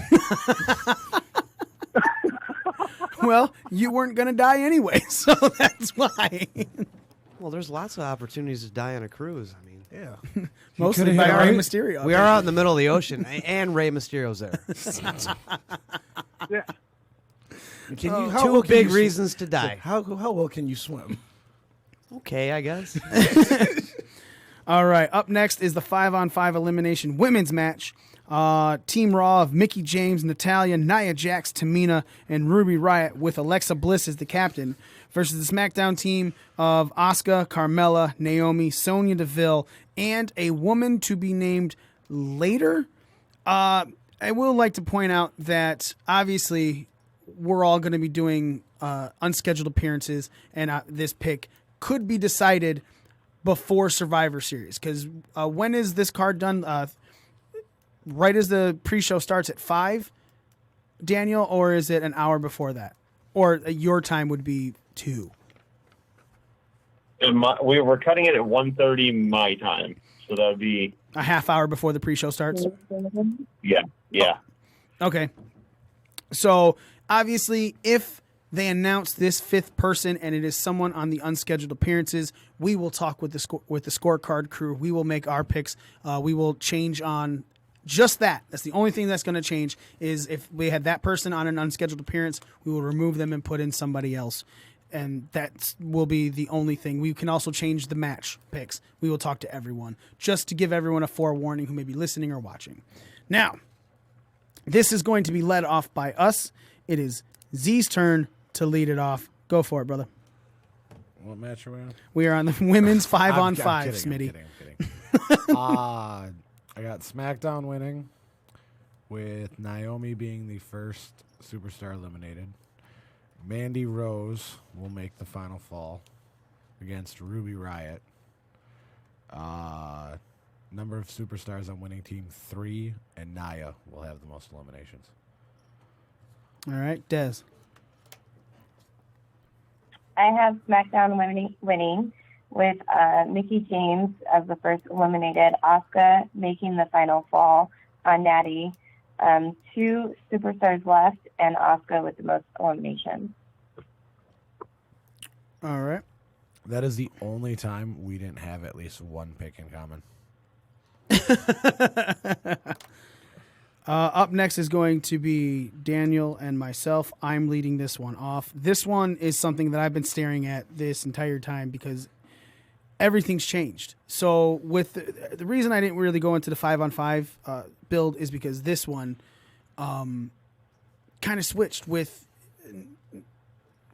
when Becky got her broken face, they had to pull Charlotte off the team to take on Ronda Rousey. So it left an open spot. And that's still undecided. Still hasn't been picked. That should be an extra. It is an extra for unscheduled appearances. I see what you did there. I see what you did there. The thing with this is that I don't know about anyone else. I thought the SmackDown team was going to go over automatically with this. And I thought that this was going to be a tie down the thing because something was going to happen between Ronda and Becky to negate that match having a winner. So it would be Raw with 2 wins, SmackDown with 2 wins. And so I thought the SmackDown team would win the tag match, the women's match, and Raw would win the men's match, and Brock would beat Daniel or AJ. So I feel like a lot of stuff changed because of Becky Lynch here. That being said, I think that Raw is going to win this one. No, fuck, dude. Raw's going to win this one. And the first superstar to be eliminated is going to be Carmella. I believe who is going to make the final fall is Ruby Riott. I believe who's going to take the final fall is Asuka. Number of superstars left on the winning team, I believe, is going to be 1. And the superstar with the most eliminations, Asuka. Daniel. Okay. I'm going with SmackDown. I think James will be the first eliminated. I think Asuka is going to break Jax's face for that final fall. 1 superstar left, Jax with the most eliminations. All right. Up next, Smitty. Listen, I agree with you completely about I think that the whole Becky Lynch injury has stifled this whole match. And that's why I switched over to Raw winning. Mm-hmm. I think Carmella's going to be the first one going. Who makes the final fall is going to be Nia Jax on Asuka. The superstars left on the winning team is going to be 2. And I think the most elimination is going to be Tamina. Because it's the way they've been building those 2 together. Okay. Makes sense. Mario. So I got Raw going over. I got Mickie James being the first one out. Got to get that old bitch out right away. I got Ruby Riott with taking the fall over Naomi. 2 superstars left on the winning team, and Nia 316. I just broke your face with the most eliminations. All right. Joe. All right. Shit. I'm picking as I'm speaking here. I'm picking Raw. Yeah, you do. I always go Raw, baby. There's only one way to roll. First superstar eliminate. I'm gonna go Mickie James. Who makes the final fall? Ruby Riott. Who takes it? Asuka. 1 superstar left, and Nia has the most eliminations. Is it because she's jacked? No. Nope. All right. Well, she's not jacked. No. Daniel. Clearly, she's not jacked. You're going to read off Ramon and Jess? Yep. So Ramon has SmackDown for the win. Sonya Deville first eliminated. Asuka making the final fall. Jax taking the final fall. 1 person left, and Jax with the most eliminations. Jesse has Raw taking the win, Natalia first eliminated, Riot making the fall, Naomi taking the fall, 2 last on the winning team, and Tamina with the most eliminations. All right. Oh, I was like, man, why did it get nice and cool in here? Then I realized. I was dying. Yeah, that's fine. I'm all right with that. What we got going next? Sorry, man. I was counting. Because I was trying to decide if I wanted to switch my pick because I forgot to add the other ones in here. Any there's speculation 7. on the final teammate for SmackDown? Mandy Rose. That's what I was thinking. Oh, Either Mandy Rose or Nikki Cross. I'm thinking Nikki Cross. I think they're gonna give Mandy Rose that reason to still be pissy, like she was on SmackDown, and putting Nikki Cross in definitely adds to that. So there's 7 matches, right? 1, 2, 3, 4, 5, 6, 7. 7 matches between Raw and SmackDown, and currently that means I would have Raw at 4 and SmackDown at 2. There's eight matches. There's 8 matches, but one of them's the cruiserweight match. So it's the 7 matches that are Raw and SmackDown. Yeah. Does anyone mind if I just go back and switch? Because I just honestly feel like it's going to be even right here. And I feel like Team SmackDown is going to have to go over on this one. Does anyone mind that I switch that on the Pro Wrestling Scorecards crew? This doesn't necessarily reflect the order of the matches on the card, though. No, not at all. No, but I still think that when it comes down to something's going to happen to where it's going to be even all the way around. I don't think any show is actually going to go over. But so I honestly think then that SmackDown is going to win this. I still say Carmella is going to take the first fall. The difference is who's going to make the final fall is now going to be Asuka, who takes the final fall. I have being Ruby right now. Asuka will be the last one left. Most eliminations, though, is going to be Nia. So that's just, I wanted to switch that because I had bad calculations in my head before I made these picks. All right. Up next is... Yeah, I got your picks right, Joe. Making sure this time. Sorry, because my head was out of it that last time. Up next is the Cruiserweight Championship match.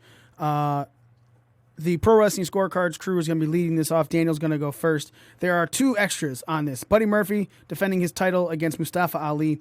Will it be by pin, submission, counter, or DQ? And number of aerial moves, plus or minus 1. Just a reminder that anything off of the turnbuckle, off or over or through the ropes, and it does not need to connect for these to be counted as an aerial move. I want to say before you make your picks here, Daniel, good luck counting these fucking moves live at Survivor Series. Because you got Mustafa Ali, the fucking human highlight reel. So he's going to have a lot of fun while he's there. This isn't even the match I'm worried about tracking live, actually. This one will be fine. Oh, all right. Well, go ahead and make your picks, sir. I'm going to do Murphy with the win, pin, and 8 aerials. That's low. I also have Buddy Murphy going over by pinfall, but 11 are the aerial moves that I have. Fuck off. Mario, you're next. I got Murphy going over with the pin and 6 aerial moves. All right, Smitty. I got Buddy Murphy going over by pinfall, 11 aerial moves. All right, Dez. Mario's picks are really low. I feel like he needs more aerial moves, but I have Murphy winning with We're on a the pin same and team. 13. Huh? We're on the same team. I know, but I feel like She's trying to they're coach gonna do you more up. than that. Come on, buddy. Let's work together. Yeah, she's trying to Make good coach you up, choices. man.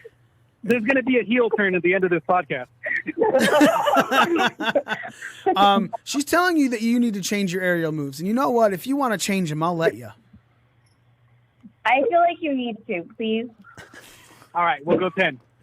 All right, he's switching to 10. going 10 is Mario's final count Okay, for the that's aerial better. moves. Thank you. Why you got to coach my bitch like that? Z, you're calling this. I got Muddy Burfy by pinfall with 7 aerial moves. I feel like you have low aerial moves on this one, man. I don't know. How I about think, you go fuck yourself? I'm not changing I think maybe you should take it up a notch. You can't copy me. That's not fair. That's not fair. All right, fine. 8. Ooh, he switched it to 8, baby. Daniel, go ahead and give me Jess and Ramon's picks. All right. Jesse went with Murphy for the win, a pin, Oh, and God. the biggest pick of everybody, No. 4 aerial moves. What the fuck? Oh. And I'm the one getting Ramon. yelled at? Yep. Well, he's not here to yell at. Exactly. I would yell at him if he was here. He's the bitch. Supposed to yell at him. Ramon has Murphy, pin, 8 moves. Hey, him and Z right on the money. I think What? got him right there with them 8 aerial moves. Joe, what do you got for this one? I got Muddy Buddy. Pinfall 11.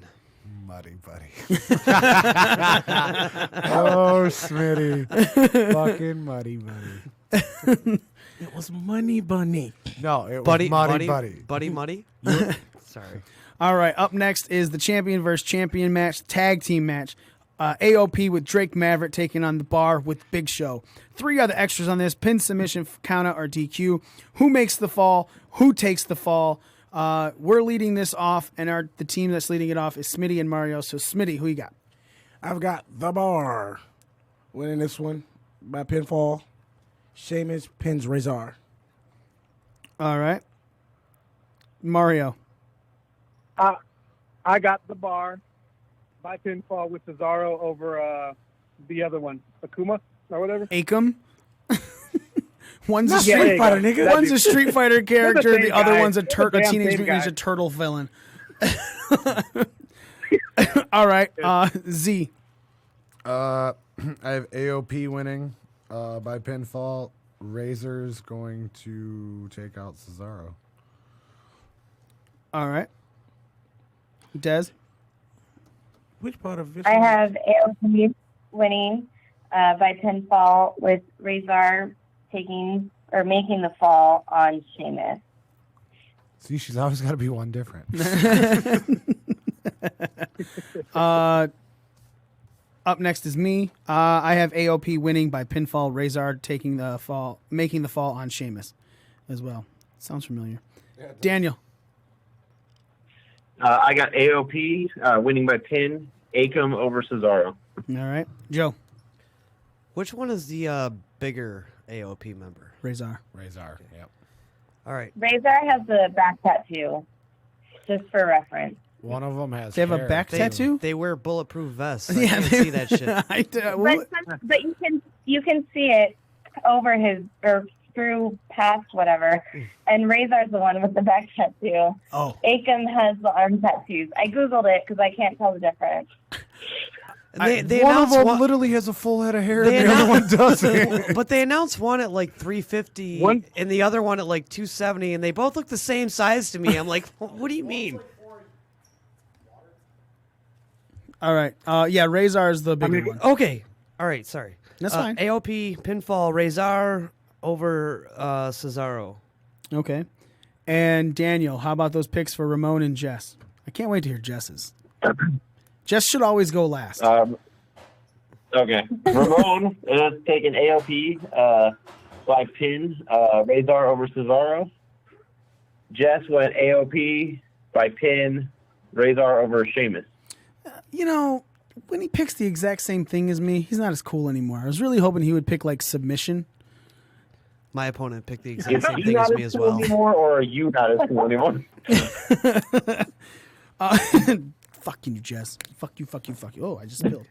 I feel like this water was opened, even though it like clicked, but it's just like full to the top. Like it's not like an actual water bottle. They're starting to recycle here. That's what I can tell. All right, next match is the champion versus championship men's secondary. Seth Rollins versus Shinsuke Nakamura.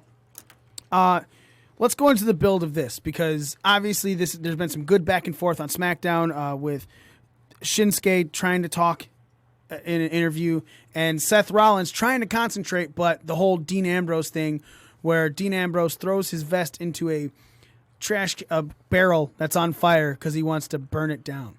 That was the dumbest promo I've seen in a long time. Thank you, because so many people are saying that Dean Ambrose cut a majorly awesome promo. When?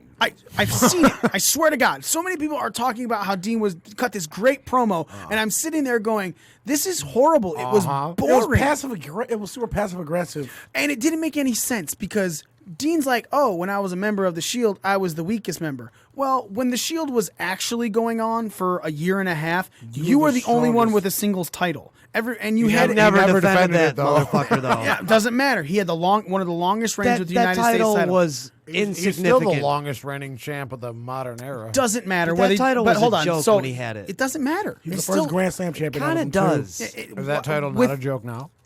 Okay, wait, hold on. So why does it matter that he never defended that title with the Because Shield? it was a running fucking weekly joke every week that he held it. But that doesn't mean he was the weakest member of the Shield in that first run.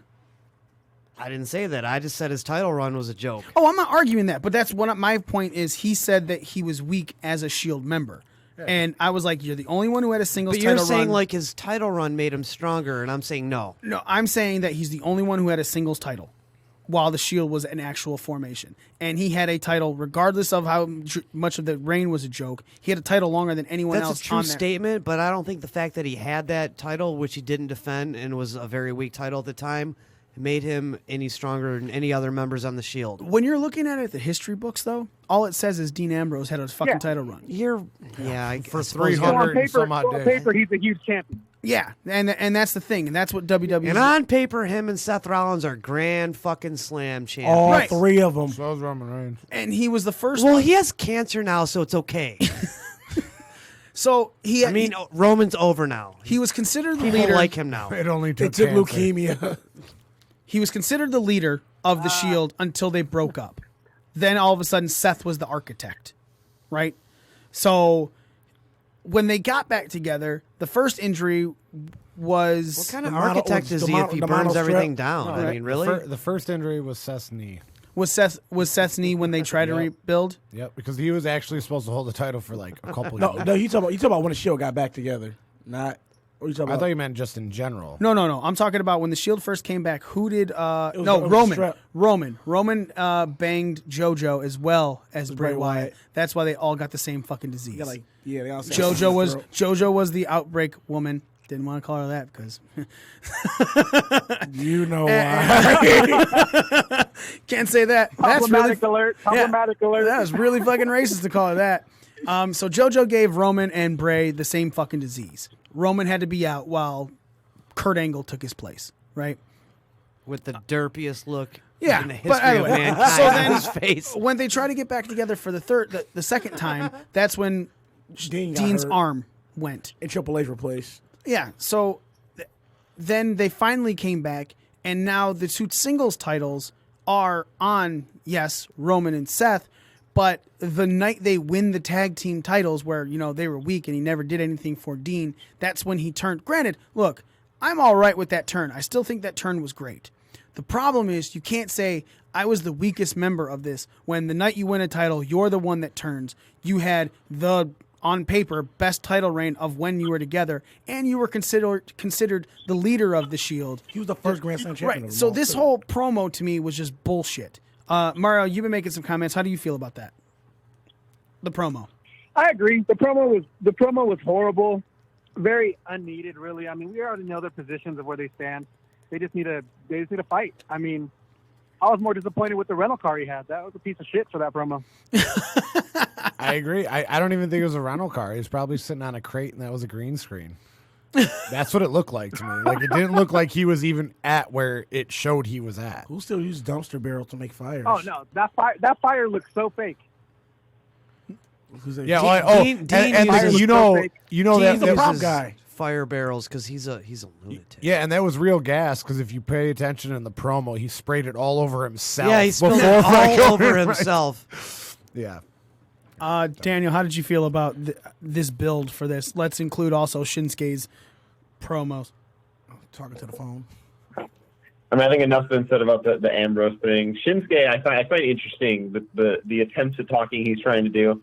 The whole you broke my heart thing, or attempting to say you broke my heart was quite amusing. And I have to imagine there's a writer in the back kicking themselves when they realize they forgot to take out "I'm going to break your face" after they announced that somebody actually broke their face. Break your face. Yep, that's exactly what happened. So yeah, let's go into this match. We'll go for the picks. The first person to lead this off is going to be the team of Smitty and Mario, where Mario is going to be leading it. It's actually me and Daz. You started with them last one. I did? Yeah. Oh, I just didn't mark it? Oh, I apologize about that. All right, so Z and Dez will be leading it off. And are you... Dez. Dez is first. Okay, so this is really hard for me to pick because Rollins is my favorite, but I'm going to pick Nakamura to win by pin. There's going to be 9 near falls for 22 minutes, and there will be outside interference. All right, Z. I have Nakamura by pinfall with 3 near falls for 25 minutes, and yes, there will be an outside distraction. All right. Daniel. All right, I got Rollins going over by pin. 7 near falls, 18 minutes. Yes, outside interference. All right, I have Shinsuke Nakamura going over by pinfall. 4 for the number of near falls. Match time bell to bell at 16 minutes. And yes for the outside interference or distraction. Mario. I got Nakamura going over by a pin, 5 near falls, 18 minutes, and there will definitely be outside distraction. All right, Smitty. I also have Shinsuke Nakamura winning by pinfall. 8 near falls, 23 minutes. Yes to outside distraction or interference. What kind Does of... he not sound like somewhat British? Yeah, like what were you trying to do? Like what kind of... I just wanted to talk with a lisp. No, that's not what you were trying You to do. You didn't even... Your S's. I'm sorry, I don't have a lisp. But if you're trying to do it, like... Shut up, Smitty. All right. Go ahead and read off Ramon and Jess there, Daniel. Ramon's got Nakamura by pin. 4 near falls, 15 minutes, and yes to outside interference. Jesse has Nakamura by pin, 3 near falls, 14 minutes, and yes to outside interference. Someone commented on the video saying Smitty should not be allowed to do accents. Smitty shouldn't be allowed to do a lot of shit. All right? Joe, go ahead and including drive, vote, or own a gun. I do 2 of those things. You shouldn't be able to. Just saying. He didn't say he was able to. He just said he does them. Anyway. I own guns and I vote. You're the voter fraud. Moving on. I got Nakamura, pinfall, 7 near falls, 22 minutes. I know that's a long time, but... It's Seth and Nakamura. Yeah, those are 2 guys that can go. But So. I feel like it's going to get cut short due to Ambrose interference. Right. You got a point there, but I'm sticking with my time, and I'll say yes to the interference. I'll agree. I think that they're going to have a great match, and it's possibly this match could steal the show. And because of that, but they're going to be into it, and that's when Dean's going to come out, and you're right. That's what I feel is going to cut it short. Up next is the champion versus champion women's match, but it's not now. It's not a champion versus champion. Yeah, it's a not. champion versus SmackDown former versus Raw champion. And yeah, former champion. Ronda Rousey taking on Charlotte Flair because Becky Lynch got her face broken. A broken face. Broken. About a rock. Her whole face was just broken. The entire fucking... Her whole facial area is broken. So... Facial. I like saying that word. Facial. Me You like giving facials? Yeah. Damn right. So I mean, duh. I eat a lot of oatmeal. So there's I bet you do. There's a lot of stuff going on right now in the conversation on social media with everyone, ladies and gentlemen. So Creo's a young guy. yeah, that's right. That's what you like there, huh? All right.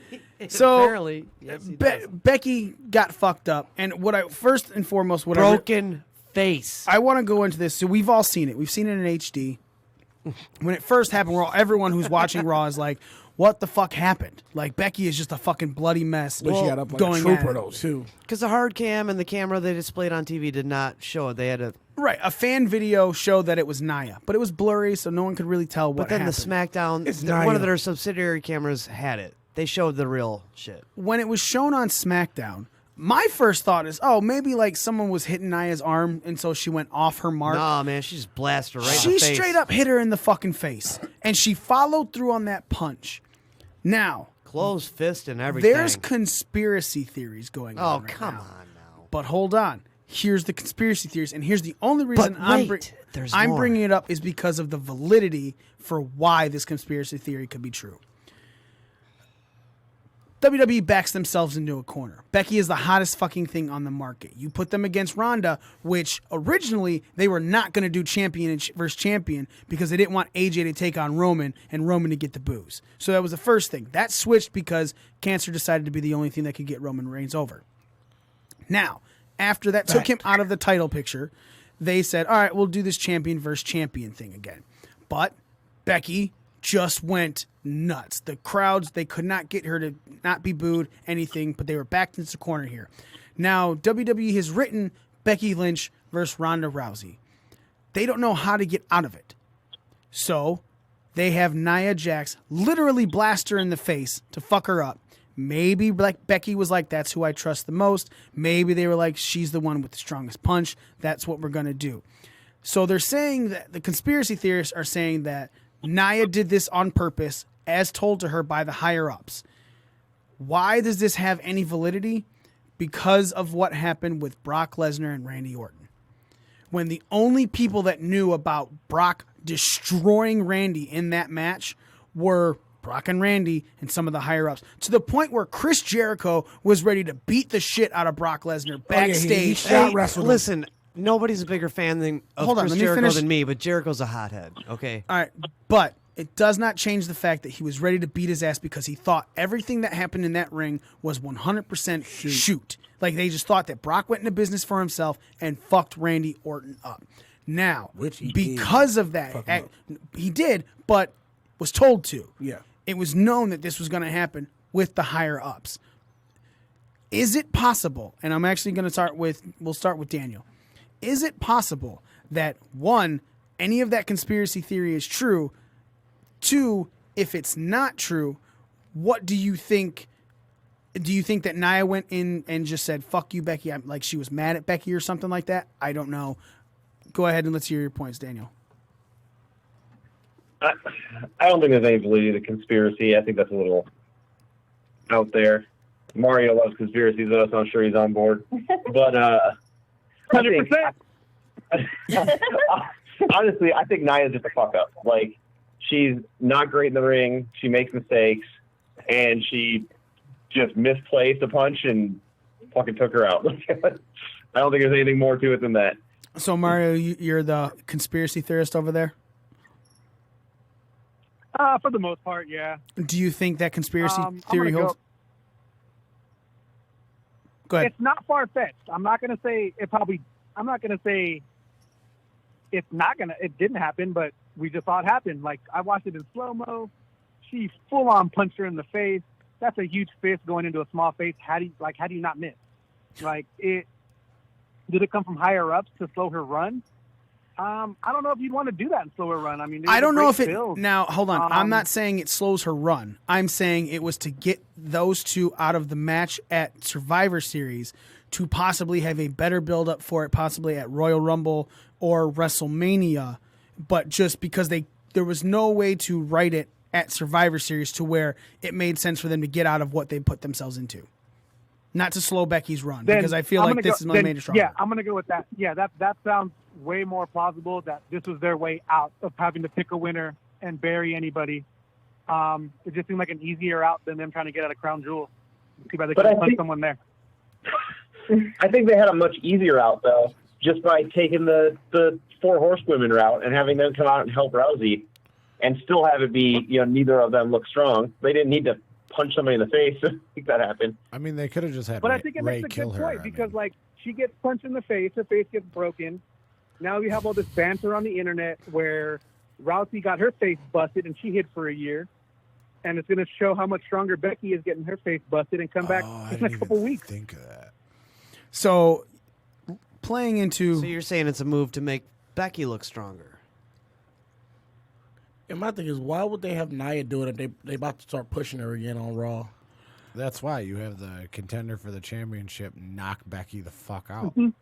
I mean, that makes sense to me. Yeah, so now she has an opportunity to go for any belt. So she could go for Becky's belt if she wants to because she has that opportunity. It's all for future storylines, which I think is good. And yeah, I didn't even, you know what? I didn't even think about that because you're right. It was for a WWE Women's Championship match. It was not for Ronda's belt. She just has been playing like she's coming for. You could obviously swerve that. And then going into their social media stuff, Nia makes a post today going, hey, we don't deliver mail. Things happen. Is anyone going to ask me about how my fist feels? And a photo of her fist with a swollen knuckle and a small cut on it. To which Becky quoted that tweet and said, you gave me your best sucker punch, but I got backup to destroy your whole roster. They won't let me fight, but I'll get backup from that too. It's what I do. So enjoy your one free shot, because as bad as my memory is now, I haven't forgotten you, bitch. Yeah, she put the word bitch on her social media. Joe, you're going, fuck these conspiracy theories. Is any of this possibly changing your thought process to that first comment? It's the way you set your narrative when you first brought this topic up. It's plausible, based on. I mean, because I was gonna ask you, is Becky Lynch? A lot of people are comparing her like, is she the Stone Cold? Like, Yeah, she's no. Is she the new Daniel Bryan? Yes. Is she the No. Is she the fucking wrench? Is she the wrench in the fucking gears fucking up their booking? Like, is she getting over? Like, really over? They want her to be a heel, and the crowd is not booing her. She's getting over, like, big time, and maybe not because of them, but almost in spite of them. So maybe your theory is plausible, but at the end of the day, I think no, because honestly, Nia Jax is not athletic enough to pinpoint a punch like that, like Brock Lesnar is, to lay an elbow into Randy to split him open. Mario, you were responding while Joe was talking. Yeah, I see where you're going with it, but I also think, like the boos and trying to keep her a heel and trying to get a heel to get booed, that's not really where the business is going anymore. Like, where people, that line, that kayfabe and everything is all blurred, where you could cheer for a heel. And being a heel myself in real life. Tell that to Vince, who's been that's trying to always a get good Roman thing. Reigns over for the past 5 years. I mean, he doesn't. Vince, I don't like it. Yeah, but that's just that's a McMahon thing, the big bulky guys. But I think this is also a she McMahon is the thing. next I Stone mean, this is a Cold. McMahon company she we're is the talking next about Stone here. Cold, and that's what it's for. I will say that I definitely think of her more as Stone Cold than Daniel Bryan, mainly because, look, I agree with you. It's the wrench. They're trying to get out of it, Daniel Bryan style. But the way Becky's coming off, like Stone Cold was shit talking the Bible and everything like that when he dropped his Austin 3:16 promo. He wasn't a face then. You know what I'm saying? But because of that, and the way he was disrespecting... He wasn't necessarily shit-talking the Bible. Jake the Snake came at him with the Bible verse, so he retorted. Right, but even so, in the majority of American culture, you do anything to where you're negating what the Bible says.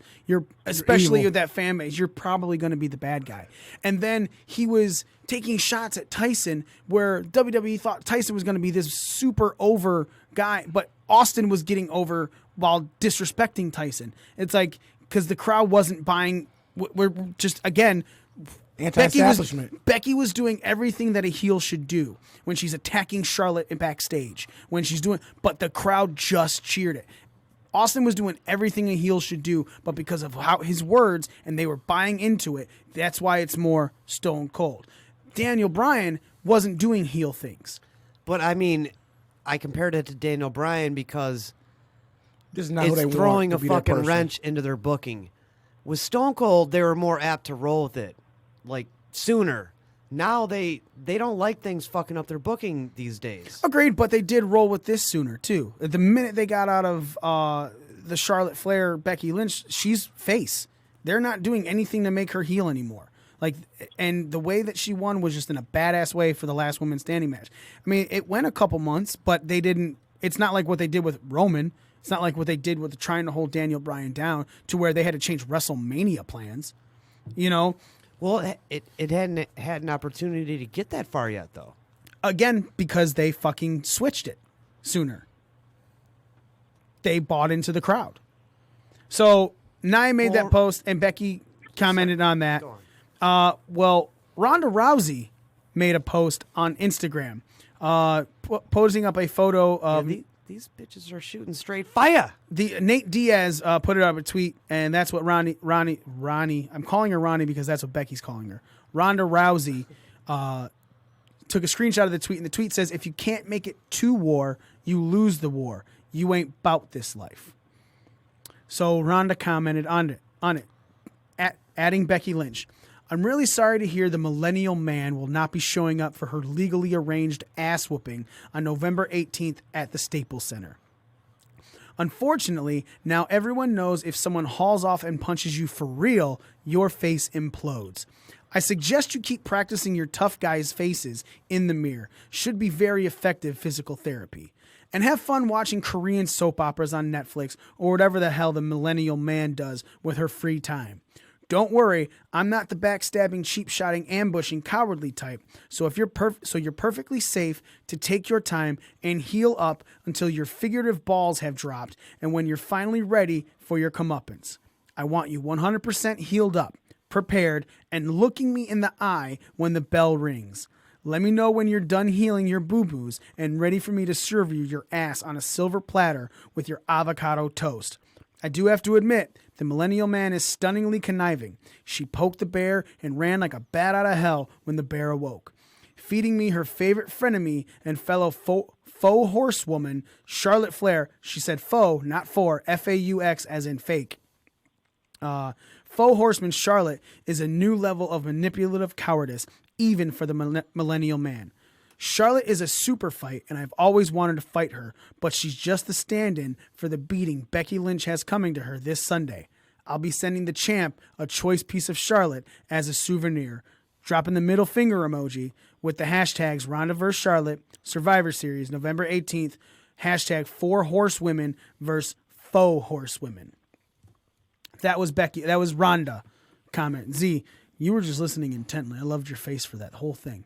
What is your take? I was listening intently because I attempted to read that earlier and I made it like 3 lines, so I wanted to know what the rest of it said. What's your thoughts on Ronda's comment, and then we'll go into Becky's later. I mean, she went hard on her. I mean, as she should, and she's playing into it. And I think this is more just just a way of using social media to build for the excitement, because they're on 2 different brands. So to stretch this thing out to Mania or even next year's Mania is entirely possible. All right, Smitty, you said cover up. I just like they're just kind of covering up what happened. That's what I really think. I don't believe too much in the conspiracy. I think it was an accident. Like the accident happened, and they're doing the best what they can with using social media as an outlet. So you're saying it's a cover up when she literally said you can't take a punch. What are they covering up exactly? The fact they just A conspiracy. Like, if you're saying they were trying That's to cover how up that it could cover-ups be a conspiracy theory, I'd be like, okay, yeah, makes sense. But you're saying they're trying to cover up the fact that an accident happened, but specifically making point of the accident and how Becky couldn't handle it. They replayed the accident on SmackDown. They're not covering nothing up. give me this belt before I throw it at you. There he is. He's had enough booze now. I lost my train of thought. You had a train of That's thought? not a surprise. You really had a train of thought with that. It's going off the rails. It was a cover up of something that they're talking about over and over again. The cover up wasn't the right word. I think they're using social two media to words. make the best. They're using social media to make the best of a situation. Okay, Dez, what do you think about this? Cover up was not the right term. Des stepped away. Hey, Dez, where'd you go? Did she have to poop? She did, didn't she? No. She's pooping. Everybody poops. It's a book. You can read it. Okay, well, I'll go into Becky's comment. So, Becky, obviously, when Ronda's put something on Twitter, on Insta, because there's that Instagram post. That's why it was so long. She obviously shared it to her Twitter, which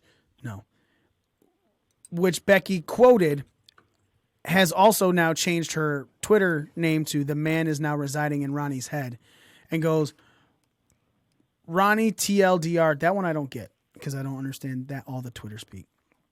When I got my face broke, I got up, owned you, then showed up the next day looking to fight some more. When you got your face broke, you hid for a year under your blankie. Your mind is as weak as your jaw, and I'm going to move heaven and earth to come destroy them both. Joe, I love your smile. Talk. Because that's exactly what I was thinking. And Rhonda's tweet was awesome. Instagram. If a tweet or whatever, if a post can be awesome, it was awesome. It was straight fire, as the face Becky used to say. But when Rhonda made the comment about, when you get hit in the face, like you go away or whatever she said, that was before I read Becky's tweet. That was my immediate thought. I was like, wait a minute, bitch. You got kicked in the face and you went on like Ellen talking about you wanted to kill yourself and you hid from the media and everybody for like a year and a half. So who the fuck are you to say that? And then Becky literally said the exact same thing I was thinking. So I was like, all right, props to that.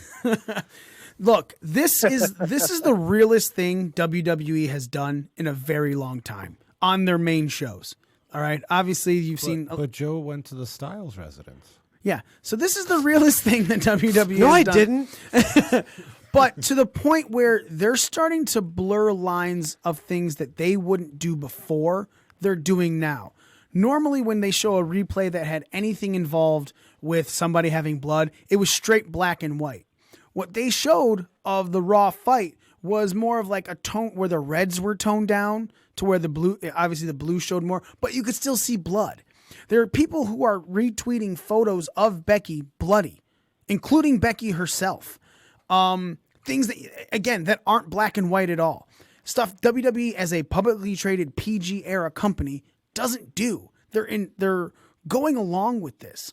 And then obviously they bleep it out when the promos are said, but these girls are calling each other bitches.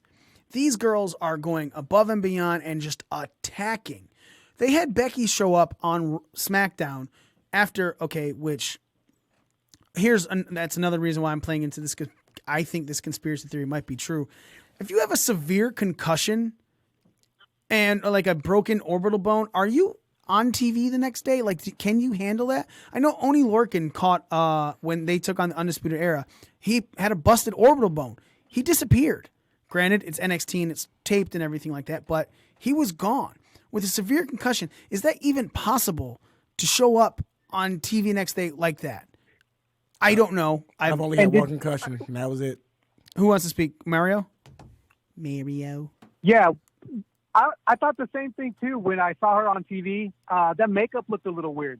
Looked a little Hollywood makeup, like, which plays into the theory, the conspiracy theory. So, I mean, she may just have concussions. I don't know how bad her face is broken, but she did look different and weird. And like, you'd show up the next day just to cut your promo is kind of iffy.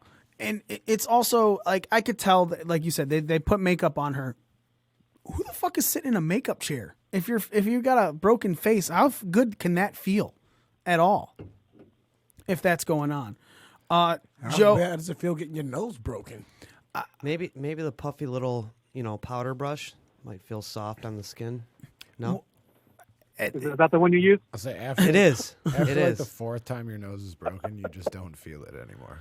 but after a severe concussion, a broken face or whatever, I just don't understand how you can show how WWE, with all of their fucking protocols that they have going on, has her show up on TV with that.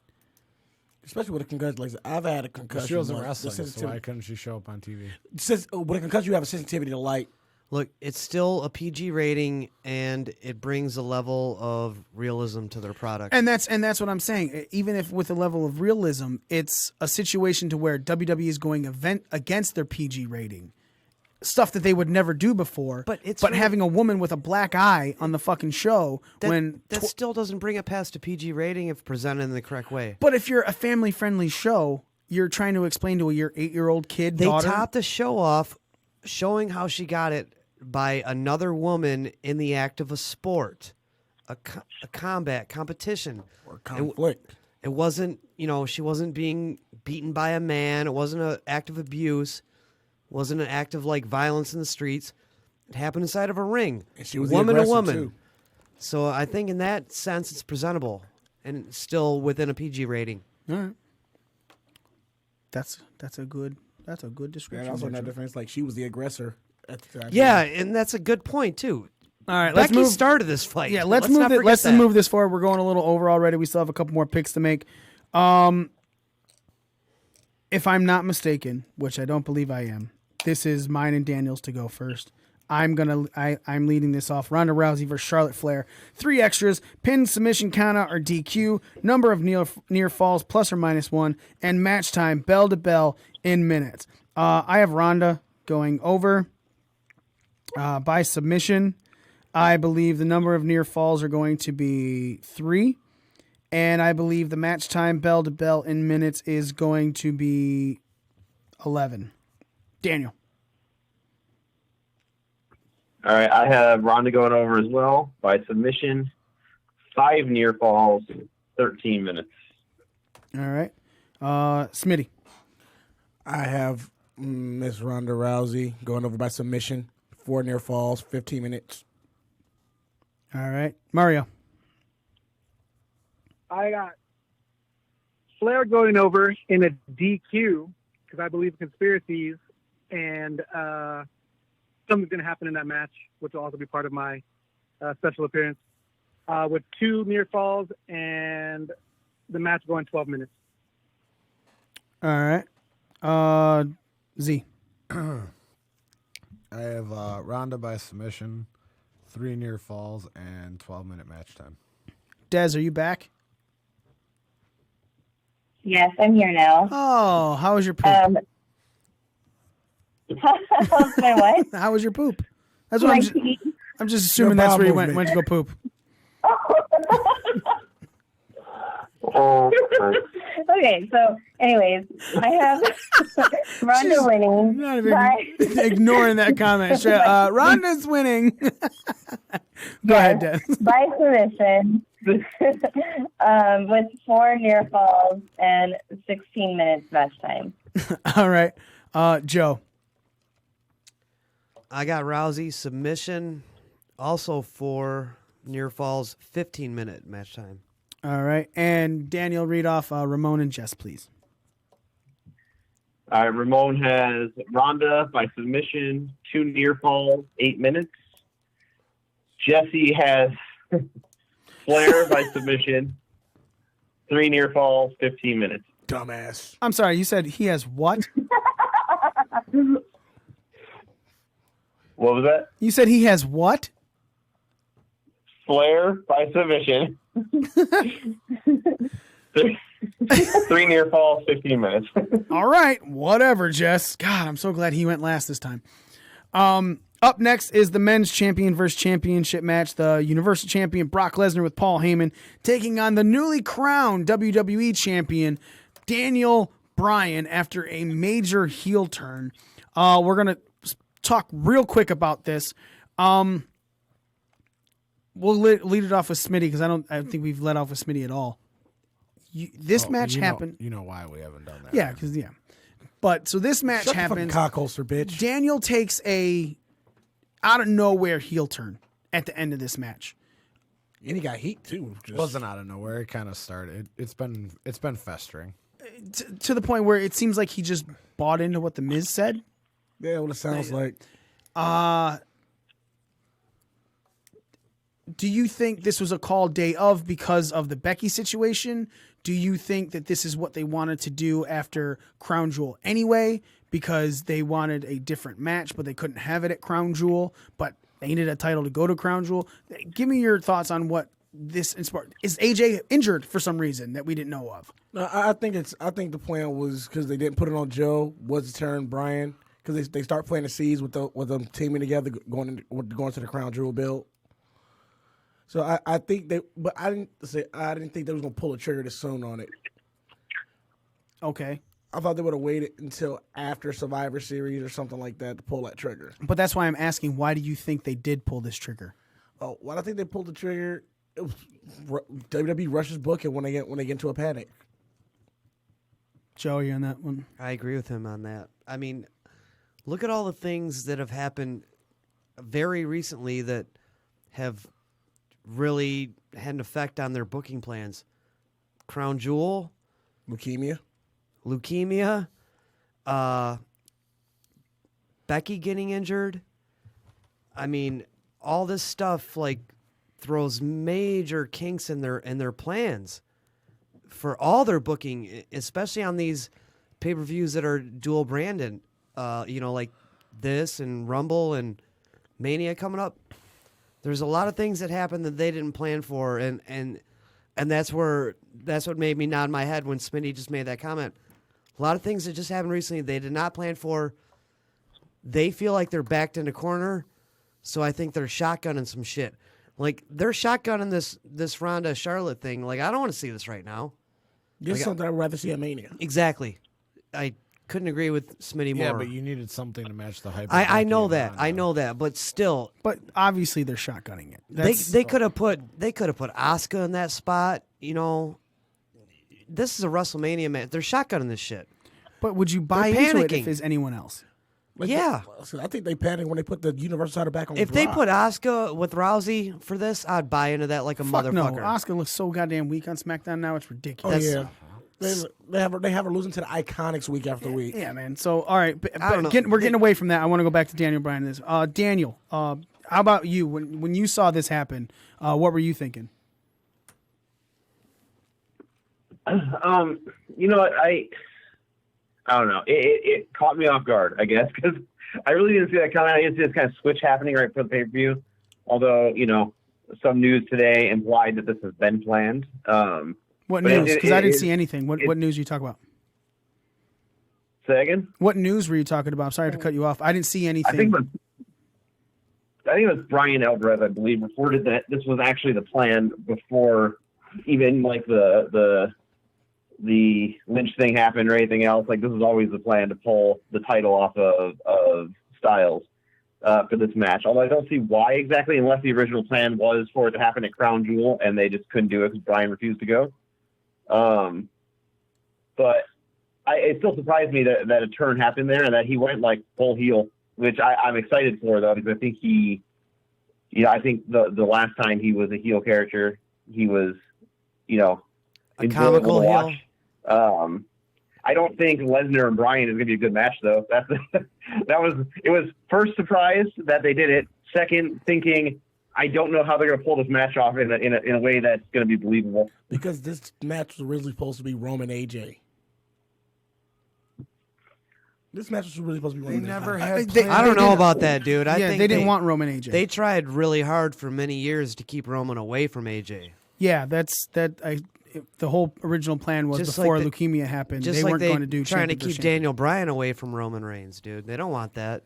Yeah. The fans will, they'll revolt on that. They'll So, go- Des, you weren't able to comment on the Ronda and Becky stuff. So let's talk about this. Was there, when you were watching this, what were your thoughts? I was really surprised because I thought Brian wasn't going to be able to do anything like in the main title picture for a while since he refused to go to Crown Jewel. So I thought maybe he was going to get punished. So this was This super could be their way of surprising. punishing him. Feed him to Lesnar. What? No, go ahead, continue. But I fucking hate Brock Lesnar with a passion. So I really don't want to see this match. All right. Let's go with our picks for it. The PW Mario, were you about to say something real quick? No, I'm just laughing. It's just funny. Like, this whole thing seems like a throwaway match to us now. Right. It went from being a really good rematch to, all right, this whatever match. Smitty, the team of Smitty and Mario are leading this off. Mario, you're first. Brock Lesnar versus Daniel Bryan. Pin, submission, counter, or DQ, number of finishers, and number of German suplexes. Okay, so I got Daniel Bryan gets the win only because there's a DQ, because I believe Strowman's going to enter that match to give it some type of hype or something behind it. Otherwise, that match is going to suck. 5 finishers, and I'm hoping to see like 12 German suplexes on Daniel Bryan, have him just tossed around the ring for like a good 8 minutes. All right, Smitty. I have Lesnar winning by pinfall, 2 finishers, 10 German suplexes. It's not going to be as well as he thinks it's going to. He getting fed to Bryan's getting fed to the shark as a new champion. All right. Dez. So, as much as it pains me to say this, I have Lesnar winning by pin with 3 finishers and 8 German suplexes. I really hope it's a quick match because Daniel Bryan is a fragile angel, and I don't want him to get hurt. Dude, I was thinking the same thing, man. I'm just being honest.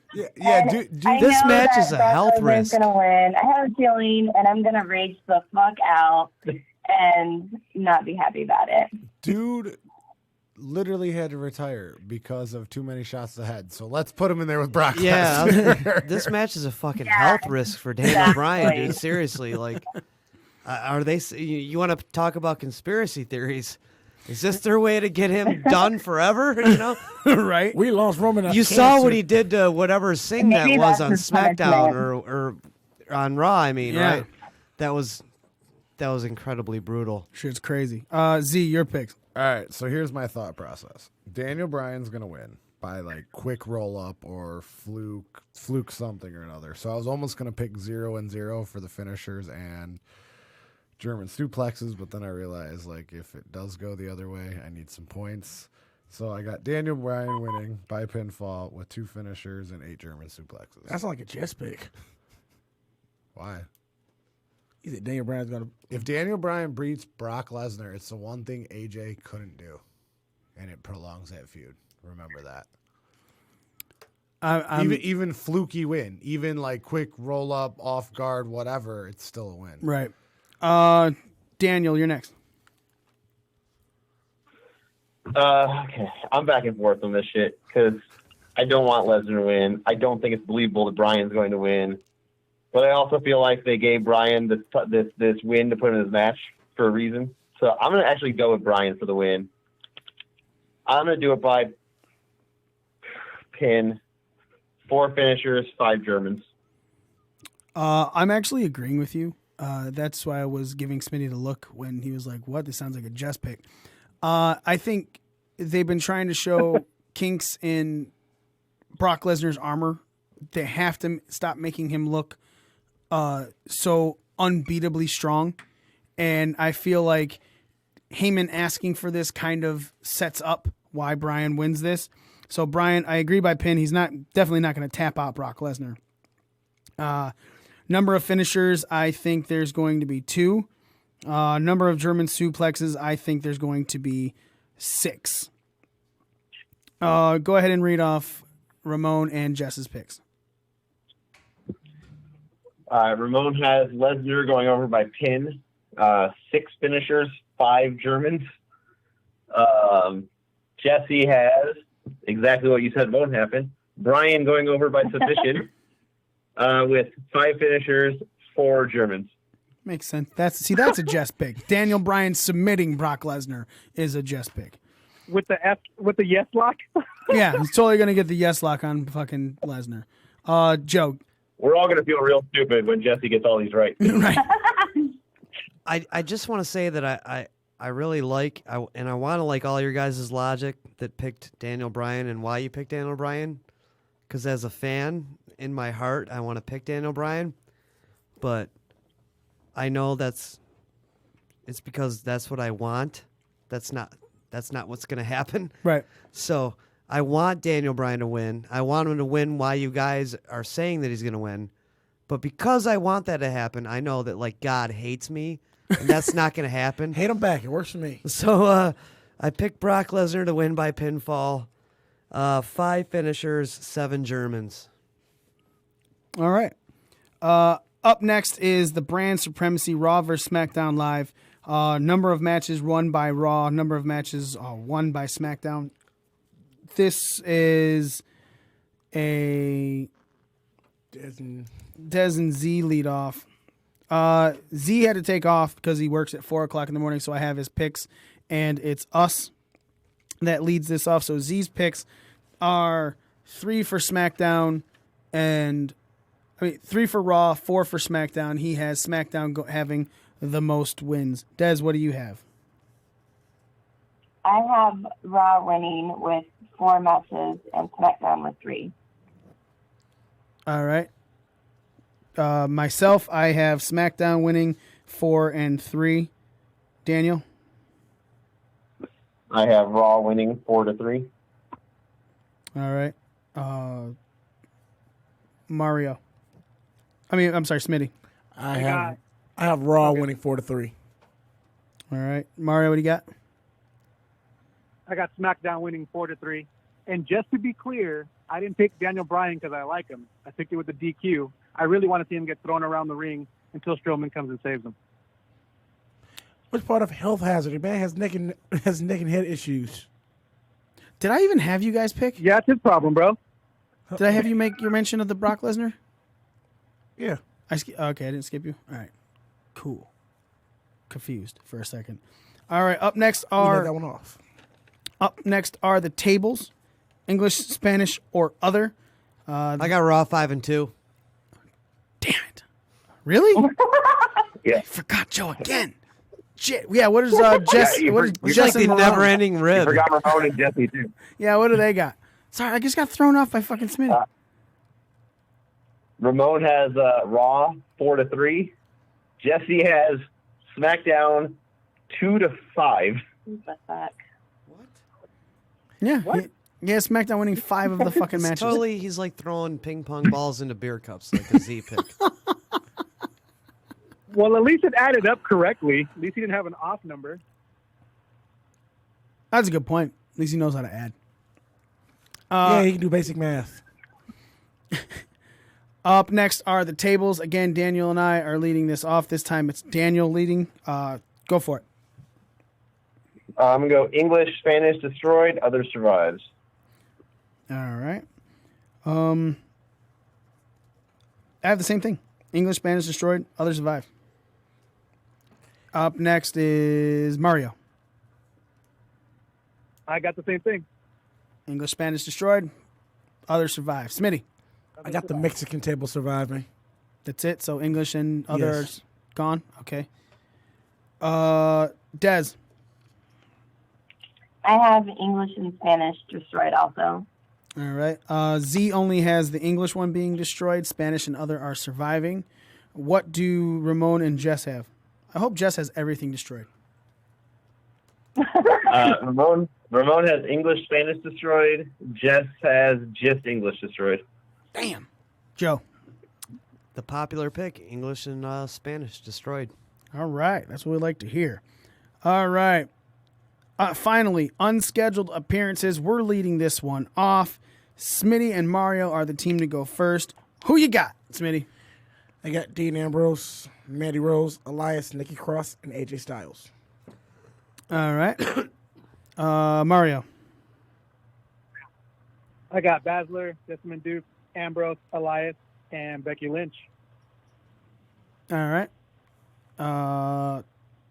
Z's picks are Becky Lynch, Mandy Rose, R-Truth, Nikki Cross, and Liv Morgan. I thought Liv is a valet. Yep. Dez, who you got? Liv is invalid. Liv's with the Riot Squad. I had Mandy Rose, Nikki Cross, Dean Ambrose, Shayna Baszler, and AJ Styles. I would like to point out that you guys don't have the other 2 members of the Riot Squad on there, so they're allowed to be picked, correct? Right. Yep. Yeah. All right. And what were yours, Des? I'm sorry, I apologize. It's okay. I have Mandy Rose, Nikki Cross, Dean Ambrose, Shayna Baszler, and AJ Styles. All right.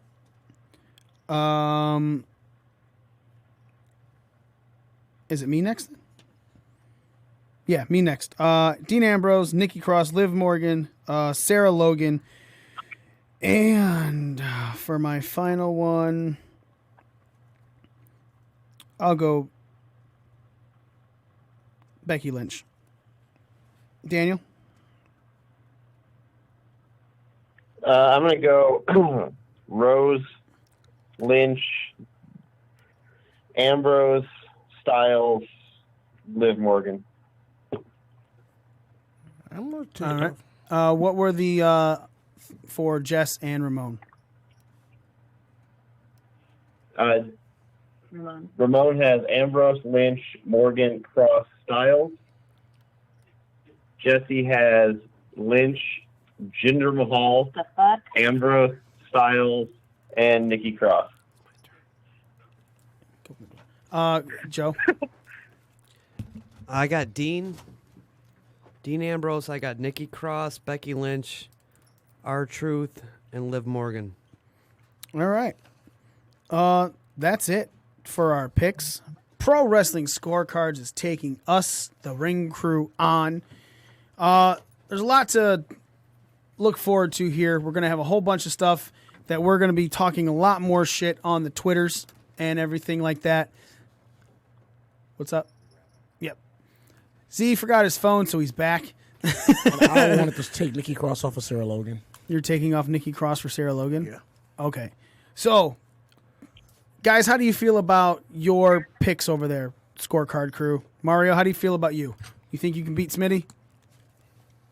Oh, I'm confident. Smitty's going down. It's going to be great. I'm going to just hang that over him, blast him on Twitter that he's never on. So, yeah, coming out I with check a my W. Twitter once a week. Dez, how do you feel about taking on Z? You're one every now and then picks that change. I don't know. I don't feel confident in my own picks because I normally go with what I want, and that's never what happens. So They're going to hug. I guess we'll just see. She's going to lose to me by 8 points. You guys want to hug first? Daniel, I don't want to ask you how you feel about your picks against me. I'm going to ask you, how do you just feel about Jess overall? Oh, my God. How do I feel about Jess overall? Yeah, well, his picks, not him as a Jess- human. Oh, his pick. Got it. Not good. Not good. I think he is either going to do terrible or he's going to have the highest score because we're all wrong. We don't even have Probably the first one, though. Oh, definitely. We will have Orlando Christopher's picks posted very soon. Obviously, he couldn't make it tonight. It was last minute that he couldn't, so we didn't have anything prepped for him because he was supposed to be here. What were you about to say, Mario? But I'm proud of Jess. He's confident as his picks, though. You know, he's confident. There's a reason he loses a lot too. It's kind of like there's a reason Smitty's wrong a lot. He's also confident in the things that he says. Hey, but every now and again, I'll pull him out. No, you can't do that. That's sexual assault now. Thank God for, the human society, because we need much less of you running around. I got no kids I know about yet. At least not that you take care of. Daniel, give us all I don't know about them. all of your information. Let everyone know where they can follow you, you guys, Stop all of you. lying. And promote the shit out of yourself, brother. Go for it. Yeah, I mean, you guys can everybody can pick up the scorecards at PW Scorecards on Twitter, Instagram, Tumblr, Facebook. Also on Patreon if anybody would like to support. Also, ProWrestlingTees.com/PW Scorecards to pick up one of our shirts, which I would really appreciate if somebody would actually do. And then We all got of new our designs coming, too, though. Say again? New designs coming out soon, and possibly Yep. for Patreon people. So keep that in mind. Some gems are coming out soon. And then for all of our handles for the guys that are playing, you can get those off of our Twitter account. I won't list those all off. Right. Yeah, just go to @PW Scorecards, their Twitter account, their Facebook, Instagram, all that stuff you can follow. Get your own scorecard, and you can play along with everyone here. Again, anyone in the Metro Detroit area, if you are not doing anything after the Lions game, come to Thomas McGee's in Eastern Market. Watch Survivor Series with us. Again, if you show up before 7 o'clock, you can fill out a pro wrestling scorecard, eligible to win the large grand prize that we have at the end of the show. All you have to do is still be there and have the most points on a scorecard. We have a lot of stuff to give away for one huge prize. Anyone who was at the SummerSlam knew that we gave out a lot of stuff. We're doing it again with this one. And also, we are raffling off 4 different turkeys that you can help to feed your family for Thanksgiving, and all of the money that goes into this raffle will be towards a Metro Detroit food bank, so it will also help feed other people's for the Thanksgiving holiday season. Glad you brought that up. I have an idea for the stipulation. Okay. If we win, they have to match whatever we make. What? We don't have a fundraiser. No. Am I rich? Yeah, because I feel like... I mean, quite honestly, for even when we did the title, we only made $100. So, I mean, you'd only be matching $100. It'd be $20. No, I don't like it because it's throwing money into stuff, and I don't feel anything should break anyone. Yeah, not unless it was... Okay. But I understand where you're coming from. Again, it's for the food bank. But no, so yes, every dollar that we raise in this raffle goes directly to a local Metro Detroit food bank to help feed other families this Thanksgiving season. Again, we are not taking a dollar out of this to repay the turkeys that we have purchased. All of that money is going directly towards a food bank. Guys and girl, I really appreciate you guys coming on. Jess has been on the live stream shit talking because I don't know why. For some reason, he thinks he's going to win. Do you guys over there, Mario, do you want to say anything to Jess? Man, just good luck, Jess. And, it was fun working with you. As soon as you lose, you were getting shipped off to Detroit. So enjoy the cold, brother. Des. Or Smitty's coming your way. So, I mean, I don't know which one is more of a disappointment. You guys want to make a trade? Well, I mean, at least we'll get points out of it. But they just call me Trader Joe. Let's do some deals. See, the funny thing is, you guys take the lower end of that stick on the scorecard tip. Yeah, whatever. Des, any final words from you? No, I don't think so. You sound Good luck, tired. everyone. She is adorable, Daniel. Oh, thank you. That's why she's going to get destroyed. Daniel, any final words from you? Like at a Mandingo party.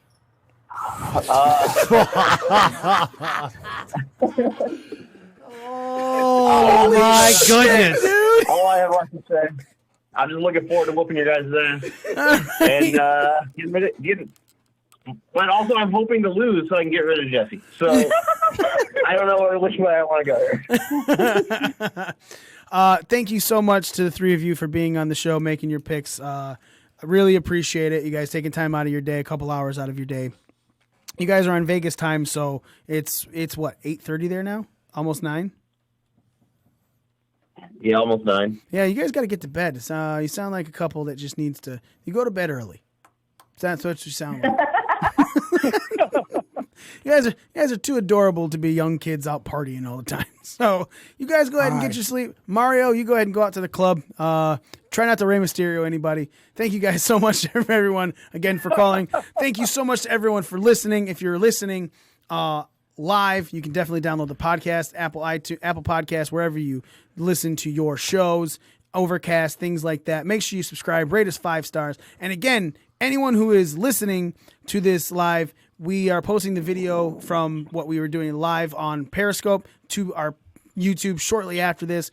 If you are listening on the podcast, you can totally check that live, totally get the video directly after the show, about an hour after the show. We'll do the edits, send it all up. So thank you to everyone for listening. Really appreciate that. Thank you everyone who watched. Really appreciate that. We are your ring crew. Therapist Smitty. What? I can't. Therapist. Spell out therapist. Oh, he's the rapist. He's the rapist. All right. Well, I'm Z.